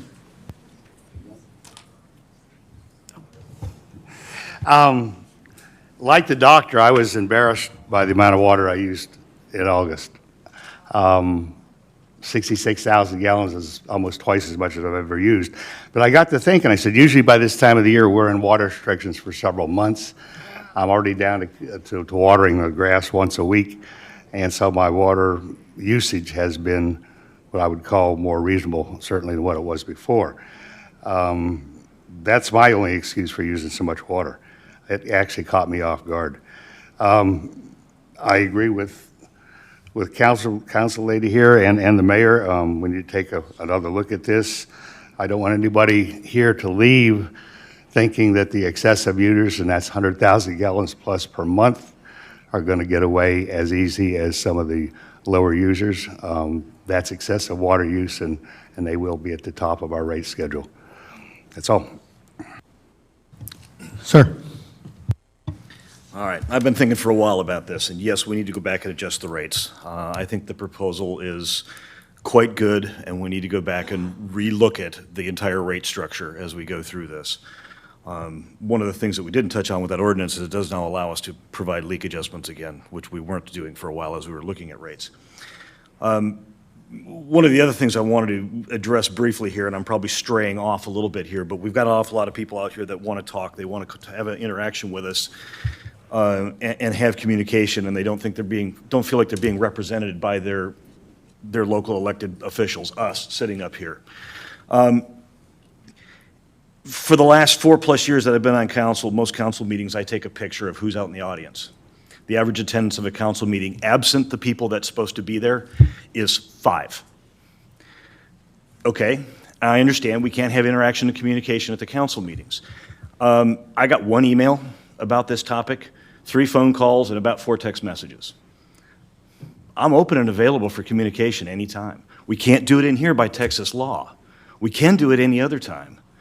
And I would like to encourage people to come out and do that. Talk to us. Let us know what you want. I can't work in a vacuum. We've got no data. We're getting no information, and then all of a sudden, okay, this is all wrong. Kind of hard to react to that. The other part I'm going to go on to this is we need some more volunteers to help us out. The city is small. We try to keep the city budget really, really small for you guys, so our tax rate can go down like it did this year. And we have some pretty good volunteers, but it's the same 15 people volunteering every time. We've got an opening on the Water Commission right now. I see about 125 possible volunteers sitting out there to go on that Water Commission. We've got openings coming up on the Planning and Zoning Commission. I see about 125 volunteers that are interested in the city enough to come out on a Tuesday night at 8:30 in the evening and be concerned about what's going on in their city. Come on out. We'd love to have you. If you've got any questions about what's going on, my phone number's posted. Give me a call. Send me an email. Send me a text. Come over to my house for a beer. I'm open. It's got water in it. It goes along with this. Okay, I'm going to step off the soapbox on that one. Folks, we're going to look at the rates. The way the mayor described it is exactly how it happened. It was a mistake. We're going to fix it. I feel partially guilty, too, because I didn't catch it. I didn't realize it's been 100 degrees every day in August but a couple, and everybody's using a lot more water, and we got caught up in it. We had a lot of rain coming into this spring. Everything was nice and green. Talk about a shocker. You get to August and everything turns brown, and it is hot outside. Okay, now we're here. We're having a communication. I'll be here after the meeting if somebody wants to come talk. And we're going to fix the rates. And I'm done. I'll get off my soapbox. Ma'am. First of all, I really would hope that none of you truly, I know in the passion of the moment that you feel frustrated. Believe me, I was frustrated when I received my bill because, believe it or not, I got a higher bill too. None of us are up here for any nefarious purposes. We live here too. We're not up here for resume credit or for getting our own way or whatever we want. I have a pool, so I'm battling it as much as it came with the house, like the stove. I didn't order it. But I have everything just about. I'm about to throw something else in there to keep it, to help with the evaporation rate. It does help. But the point is, there are all those issues. So just please, let's not call each other or infer they're up here for any reason other than we're trying to make it right. For the record, I attended the coffee where we had a great turnout, and some of you people were here, coffee with the mayor yesterday, and obviously this was the hot topic. Things were mentioned like, why don't we get these smart meters that you could, have an app and monitor and so on. The mayor had looked into that, and it would cost over $1 million to replace our meters, and I don't think anybody wants that, so that they can monitor their own from afar. There are, Hunter makes a HydroWise controller for your sprinkler system that does have an app and does allow you to monitor your own usage, all in the way of helping all of us, whether we're volunteers or not. I think most of us work as volunteers, though we're paid. It's not the paycheck. We're doing it because we believe in it. And we have this meeting literally at the earliest except for 1 hour, by 1 hour, the earliest we can legally have it, because we have to post it 72 hours before we can have it. And so based on the input and so on, and I think I had all the same notes that the mayor did as far as, I agree, I think we need to readdress the whole issue. But I do know that when the city hires companies such as the water company, excuse me, the other water company, to assess things and evaluate things, especially over a period of years. It's not a snap decision. It's not unlike planning and zoning. We've hired professionals because we are not the professionals, or at least we might be able to pull on 1 or 2 citizens that are professionals, but that doesn't make it happen. So it's possible that we should consider something like town halls in the future when we have key issues like we did in the past with planning and zoning. We've got a big, huge planning and zoning issue coming up. Let's have some town halls. There's more interplay there. But based on the attendance at town halls, we've had more people at these than we have town halls. So you kind of beat our heads against the wall. What do? We're doing everything we can to be transparent, everything we can to communicate, whether we're streaming now, so you wouldn't even have to be here tonight, so thank you for being here. But all of that combined, I would like to suggest that, yes, I think we need to reassess, and kudos to the staff and to poor Jacob. He's kind of new, and Kat is kind of new, and it's been hard on everyone. And I think that if we review the rates as though they were prepared, and I agree with Ms. Swint that we should consider, if you will, consider it steps, the middle steps to maybe lower that, less of a penalty. But I would also like to suggest as a Christmas present to everyone that we not rebill regardless, because I do assume it'll be a little bit higher anyway. We not start until January, so people don't get this bill December 1st and feel like they have to come to council on December 2nd. It's kind of busy. We want them to come to the Christmas tree lighting on Thursday instead. So, I mean, honestly, the mayor did cover any number of this, so, any number of these points, and as Mr. Arvidsson said, we're available. I received the same 2 emails from citizens, and, you know, it's not a secret. You can email me. You can try to talk to me if I'm not working on parks or something else. You can also go to more of these meetings, you know, whether it be water, quarry, planning and zoning. But thank you for being here. But I think for the sake of, again, of the staff, much less the Water Commission, so on, that we might need to back it up and consider reassess, I mean, yes, reassess, but not consider implementing anything until January 1st, 2020. The year of 50th year of anniversary of Earth Day. Just in case anybody wants to attend the first Saturday of April, we'll have an extravaganza in the park. Thank you. Okay, anybody on the right side have anything to add? Any other questions? I do want to thank you, Mayor, for putting together all that information. I think you consolidated sort of the comedy of errors that went on and pointed out some places where we could do a lot better. Thank you. Anybody else? Mayor, would you go over the recommendations that you initially? You don't have to stay. That doesn't mean we're going to read them and go over them again. We need them to make a motion to have action on them. So again, my recommendation is to roll back the step rate increases August through October, bring on an increase if there's going to be an increase in November for the December bill. Keep the $2 increase there. That's the $2 on the base. Reissue, authorize the staff to reissue August bills at the previous rate with that $2 increase because of the situation with the ordinance and the budget. Also to issue account credits to anybody that's already paid. And then also to direct the Water Commission to re-examine the rates and to do the things that we have there. That's what my recommendations are. Can we take it in one big chunk? Do we need to? Certainly can. Okay. I move to accept the, Which one do you want? This one or the next one? I move to accept the mayor's recommendations. All of them? Yeah. Okay.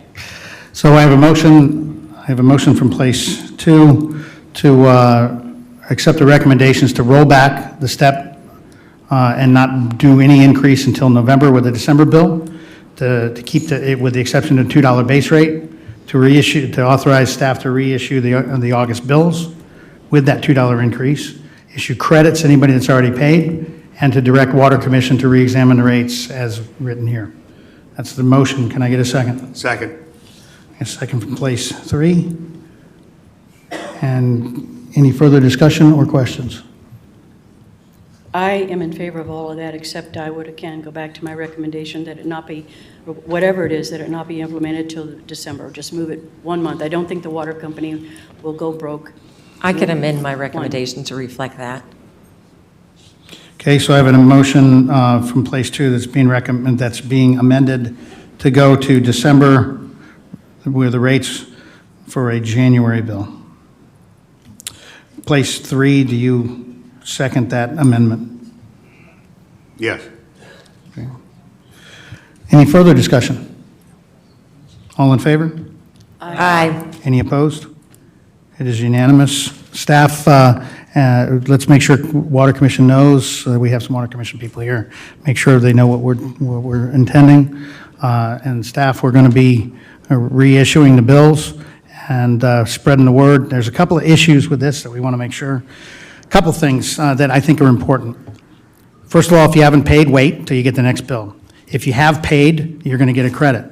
If you have an auto draft, I would recommend that you intercede to ensure that it pays the right one. And you can turn auto drafts on and turn them off, but make sure you take control of them. Remember, you get a bill 3 weeks before auto drafts happen. I do that way, so I know for a fact. But make sure that you take control of this so it doesn't catch you unaware. And then you'll get the next bill, you'll see what the credit is, but you can always call and we'll tell you as well. If you have reason to believe that you use more water than you think you did, it still stands that we're going to come out, we're going to do meter reads, And you need to ask for this as quickly as possible, and we will get out there as quickly as possible. Your meter doesn't, the system doesn't save this information forever. So we need to communicate to citizens that we need to get them to get out there ASAP. The other thing is a subtle comment that was made up here that I want to highlight, and that is that if you in fact get your meter read, you get the download of it, and there is a background of some usage, and you have a leak, that is also something that's changed. For the last couple of years, the ordinance did not provide for leak adjustments because frankly, years before it was being abused and we didn't have much of a system. We now have a system, we have a form, it's all been approved by council, and if you have a leak, the way it'll work is you won't be forgiven for the water that you in effect used, but neither will your neighbors have to pay for the water. So what'll happen is the leak will not go to the upper tiers, you'll be paying the rate at the lowest tier. So you have a leak and your bill was like $500, your bill then will end up being probably only a couple $100, if that. So and the intent of that is that it's not fair for us to knock on the doors of your neighbors and say, hey, they had a leak and you're gonna pay for it. Which is in effect what happens if we just forgive the bill. So, but at the same time, we want to be as fair as we can, and if you have a leak on your side of the meter, if it's on our side of the meter, it's not even a factor.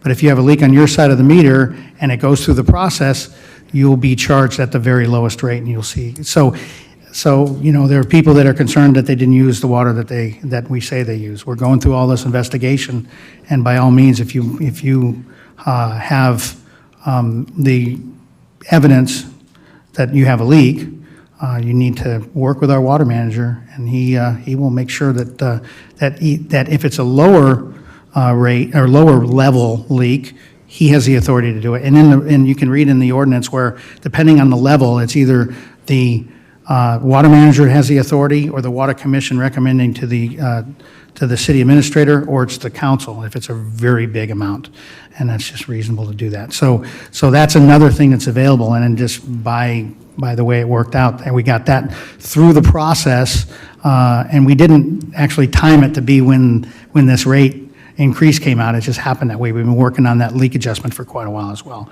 So please keep in mind that that's available to you. One more thing, for a lot of people that have never been to council meetings before, this council meeting was a significant departure from the way I run council meetings and the way council meetings are supposed to be run. And if you come to council meeting next month, you'll see a change. And that change is council meetings are for business, for the people up here to deal with the business. It's not a show. And it's not an opportunity for people to holler out when they don't like what's going on. It is literally a business meeting because it's illegal for the people up here to do business outside of the public eye, outside of a council meeting. It's just that simple. Only 2 of us can ever talk about anything business-wise outside of a council meeting. 3 people and we break the law. So when we're up here, we're breaking eggs. And you think that you can holler out and you can ask questions and everything. I get it, because we kind of cultivated that attitude because we're talking to you tonight. But under normal circumstances, we don't do that. Obviously, this was a special case, but in normal circumstances, it's all about the business of the city done by these people who ostensibly have been getting input from citizens and will then talk to citizens about anything they want to talk about afterwards. So please keep that in mind as well. I thank you for being here tonight. I will tell you, I regret the inconvenience of the bills, but I think, I think we're on the path to make this right, and I will be around, as well as some of the people said they'll be around, and my information's public, and a lot of people wrote and called me, and I answered all the people that wrote and called to me, and I will continue to do that. All right, so does anybody else have anything to add before we adjourn? Oh, excuse me. No, I got to do citizens' comments again. Yeah, nice try. Thank you. Okay, so item number 6 is citizens' comments. If you came up here before to speak, If you want to come back up and speak about something else, have at it, but it's not about, it can't be about what you came up to speak about the first time, first rule. Second rule, it's 2 minutes, and it's still limited to 20 minutes total. So that said, when you come up to speak, after you say your name and address, the clock will start. When you're done, please go over to our city secretary and write down your information, because we don't have it, you didn't sign up for it.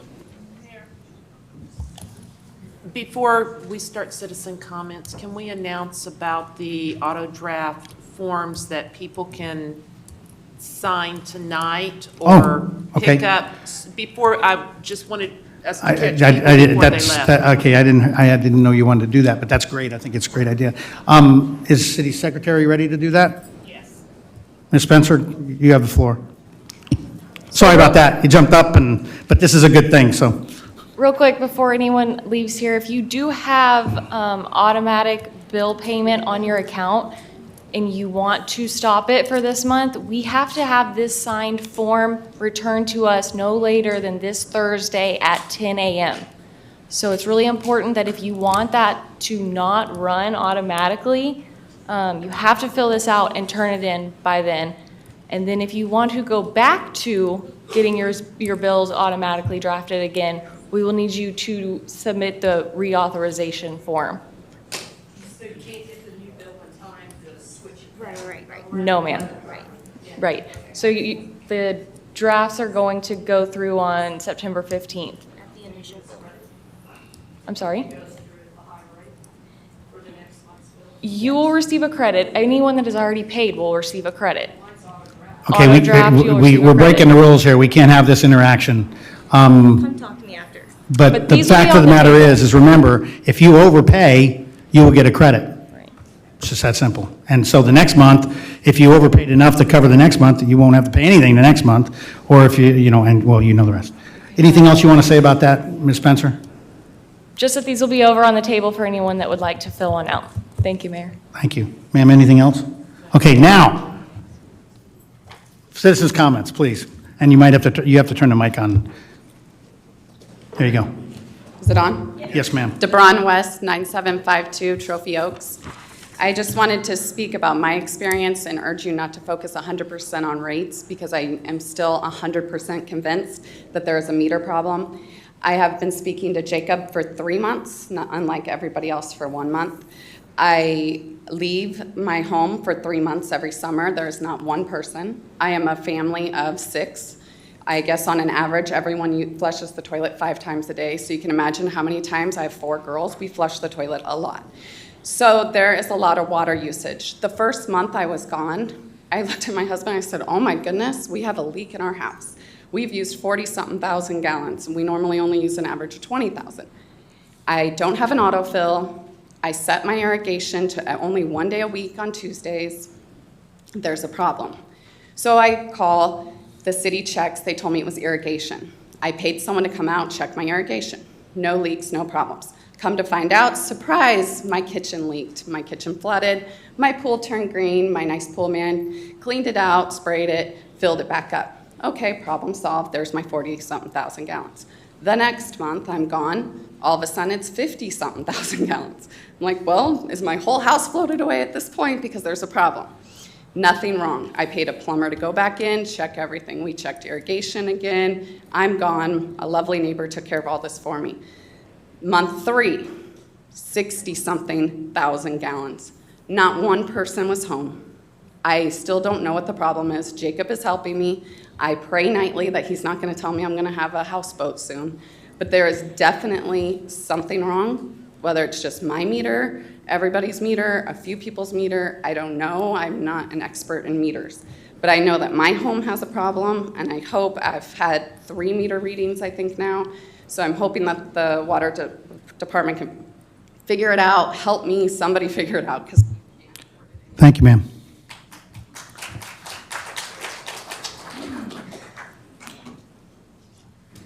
Ma'am, would you come back and sign in? Go ahead, sir. Can you hear me? Yes, sir. My name's Waylon Simmons, 8312 Wildwind Park. 2 comments. First of all, regarding Mr. McCaw's comment about water bill's only tripling if you use in excess of 150,000 gallons. I used less than 60, and my bill went from $157 to $624 between July and August.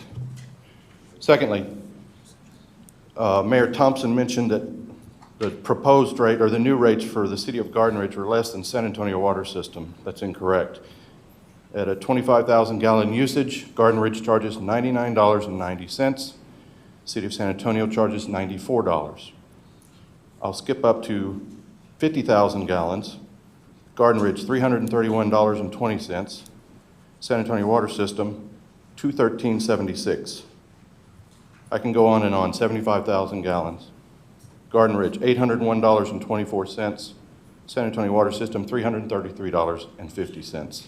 I have data for MBU, Lavernia, Bernie, Schertz, etc. In every case, Garden Ridge charges a lot more. Thank you.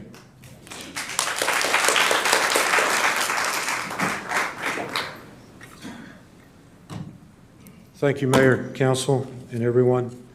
Keith Sanders, 8810 Tuscan Hills Drive. My points are as follows. I personally don't care what other cities charge. It's a utility, bring it to us, let us use it at the increased rates, whatever. I don't, like the lady said before me, I don't see the need to penalize families with kids, pools, and yards. That's why we moved out here. I don't think we need to penalize them extra because the guy used 60,000 gallons. I was under that. I'm okay with it. If he wants to pay it, let him pay it. You were already incentivizing all of these things you wanted to incentivize with the old rates. If the city's not paying extra money for that water, don't jack up the rates. You're reacting to a problem that's not there. At least that's according to SAWS. I've dealt with them extensively. Sold with them, dealt with them on drilling, the whole thing. There's no water shortage. Look at it when you get to a problem. Or otherwise, you're just creating a problem for yourself and for us. A new yard costs $15,000. Dormant and dead is way different, sir. Way different. I've been in grass farming all my life. Way different. $15K to charge that. These are big lots. That's why we moved out here. That's why we wanted to move out here. So I'm not upset with anyone, but Mayor, I think we need more interaction in this thing. We were trying to get a word or two in to get you to address some things, and you didn't address it due to bureaucratic process or whatnot. I think you're a stand-up guy and you would address the issues. All right? If you're putting money aside and you know it, and I knew it when that bill came out and you put your letter out, I knew all this was going to happen. I think it was fairly obvious. I don't think there's bad meters or anything like that. But that extra money's going to come in. What are you going to use it for? I don't know if it's legally misappropriating, but I'd like you to address it. If you're saving it for a sewer, that's fine. I want a sewer too. But just be upfront about it. It's not a big bureaucracy here. It's just a small town. Thank you all.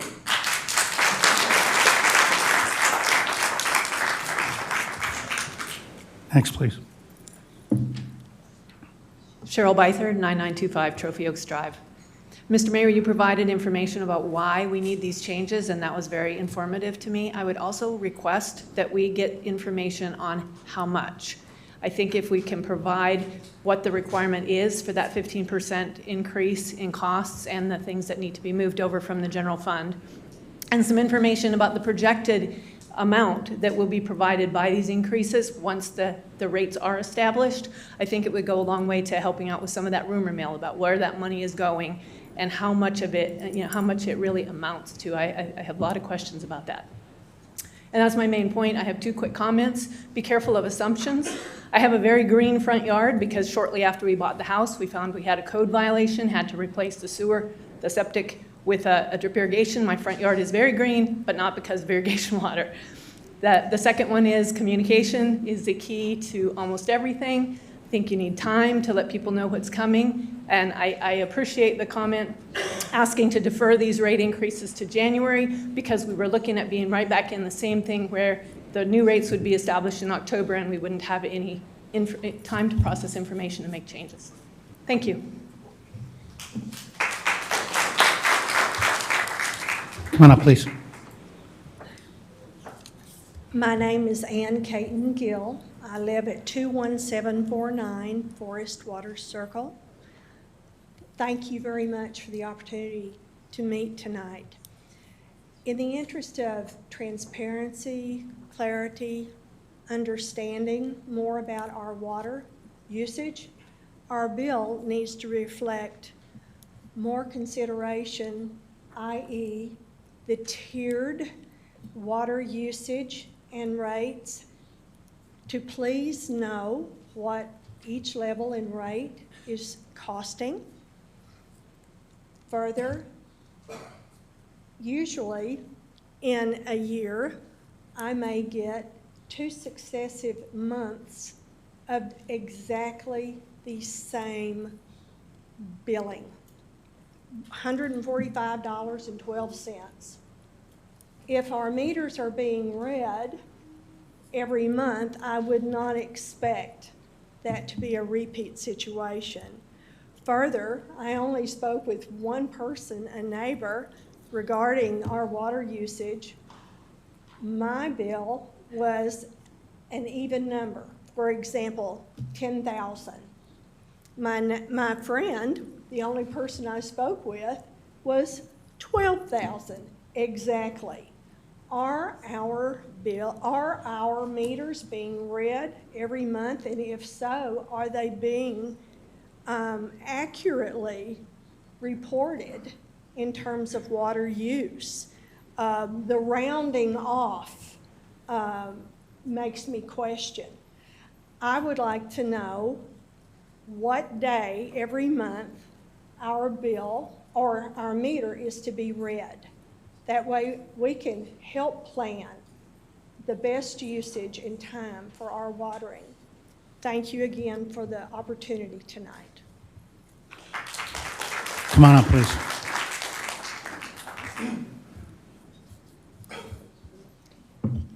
Hello, I'm Josh Sigmund, 19835 Zephyr Cove.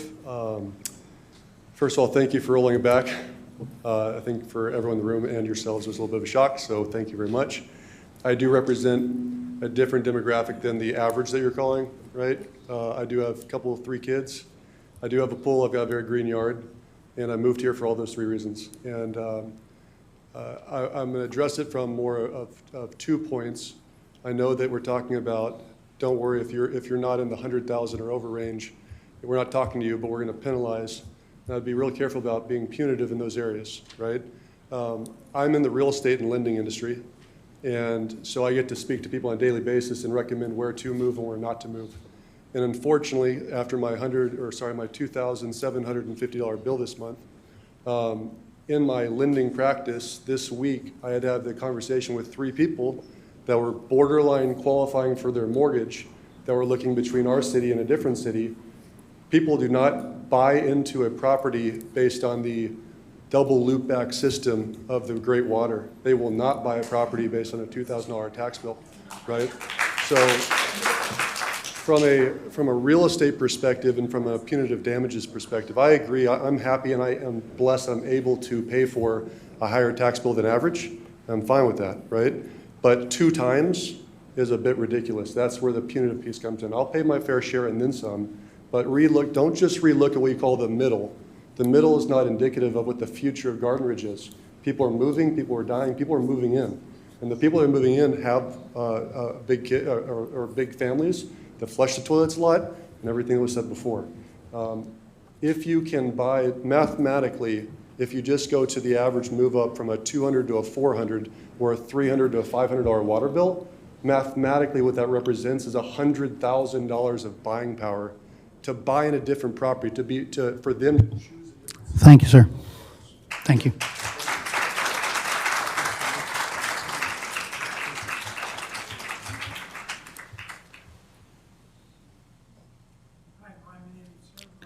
Sir, I'm sorry, you got to turn your mic on. Who turned There you it go. off? He must have turned it. I want to thank the guy behind me because I want to be last.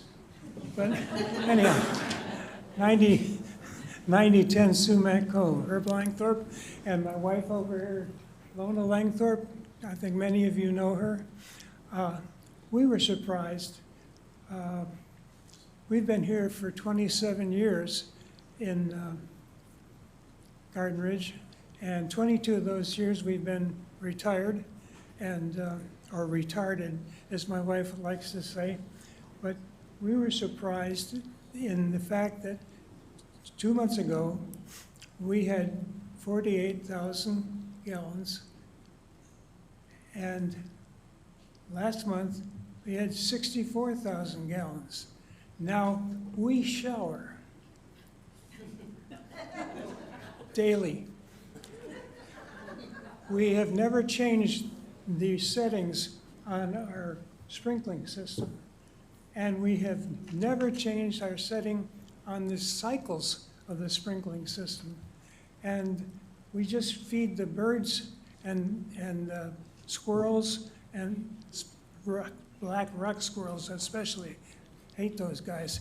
Anyhow, we had you fellows come out and take and check our meter, and we don't understand how to go from 48,000 to 64,000. Now, we had our plumber in today, and he said there's no movement at all.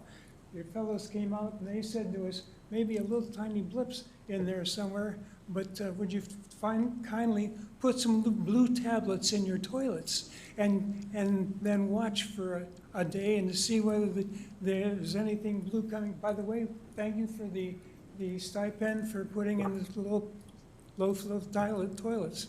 But we don't understand. It's 48 to 64. We don't change. 6, 5, 4, 3, 2. Thank you. Thank you, sir.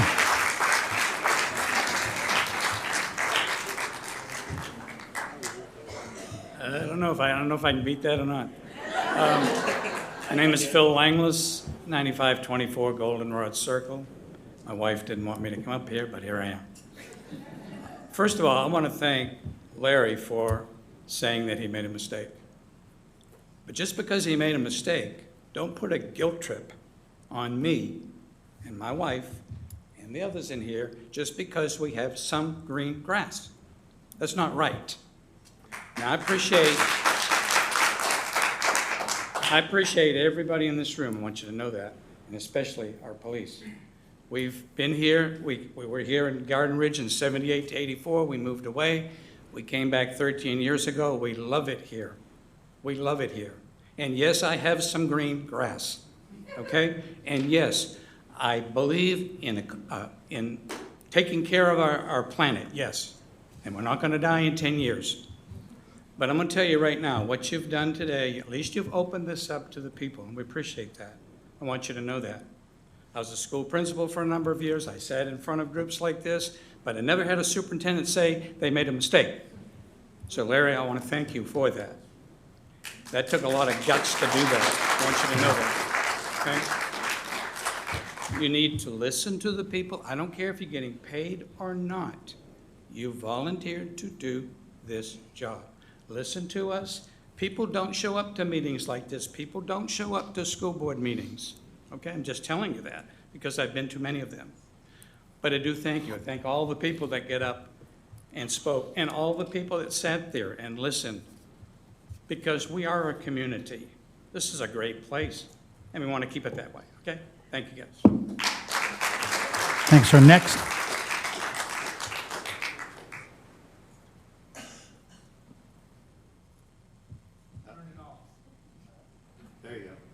You got it. All right, good evening. My name is Wes Cleckley. I'm at 19515 Windswept Cove. Thank you guys very much for this opportunity. Thank you for rolling it back. A lot of good things have been said here tonight, and I know you guys are considering it. I do want to echo what Josh said. I do want you to consider not simply impacting the higher use. You talked about the middle use, and I think that's important. But I want you to be aware of the unintended consequences of really hammering the folks that have a pool, have a big yard, that moved here to Garden Ridge for all of that, and are going to have to stomach a $1,500 to $2,000 to $2,500 bill, because I didn't hear anything from you guys tonight that's going to mitigate that. It sounds like we're really going to get hit a little bit harder, right, for anybody that's using that kind of water. Okay, I do believe in conserving water. I'm looking at ways that I can do that as well. But I just want you to be aware of the unintended consequences because, look, I'm also in the real estate and lending business.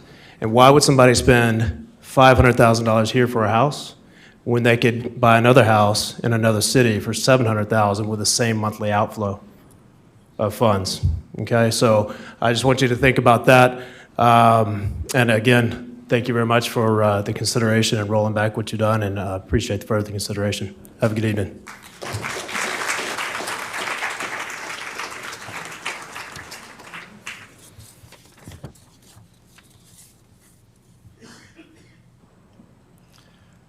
Rod Chamberlain, 8807 Cherokee Path in Garden Ridge, by the way. I have gone to breakfast with, or excuse me, coffee with the mayor on Monday. Larry, you took a lot of heat. You know, the audience back here needs to be commended because we didn't have to worry about using our police tonight. I do appreciate you not having to do anything tonight.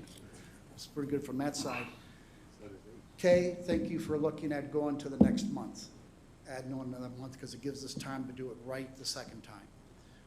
It takes a lot of brass to be able to go ahead and say, hey, you know what, we made a mistake. It takes a lot of brass to do that, across the board with all of you from that side. It's embarrassing that it happened, but you know, we'll do it. And I know with some of the people here, I've been a little bit more involved. Kay, yeah, I will volunteer. I don't know what, but I will step up to the plate to volunteer because I can't complain if I can't come with a solution to the table. So I'm willing to do that. I don't know what that means though yet. Okay, just letting you know. On that note, thanks very much for doing what you did and rolling it back as quick as you are and giving the credits and helping the people that are in the financial crunch. Appreciate it big time. Thanks, sir. Next.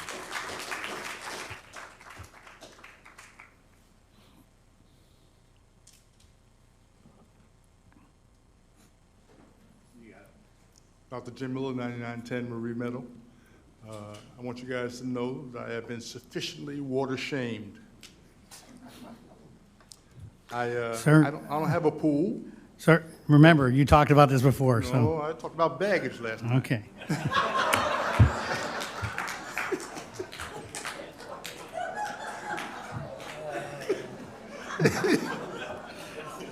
I don't have a pool. I don't use my irrigation system. Half my yard is gravel. Be that as it may, thanks for the information about the toilets, because that's what I'm going with. I have leaky toilets, and that same toilet was leaking last year. Anyone else? Sir, Mayor, we've exceeded 20 minutes. Okay, so we're done. We're done with that. Okay, that concludes item number 6. Does anyone have any comments from the dais before we conclude? Okay, can I get a motion to adjourn?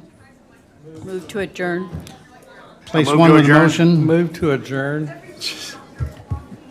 Okay. Second the motion. Place 5 with a second. Any further discussion? All in favor?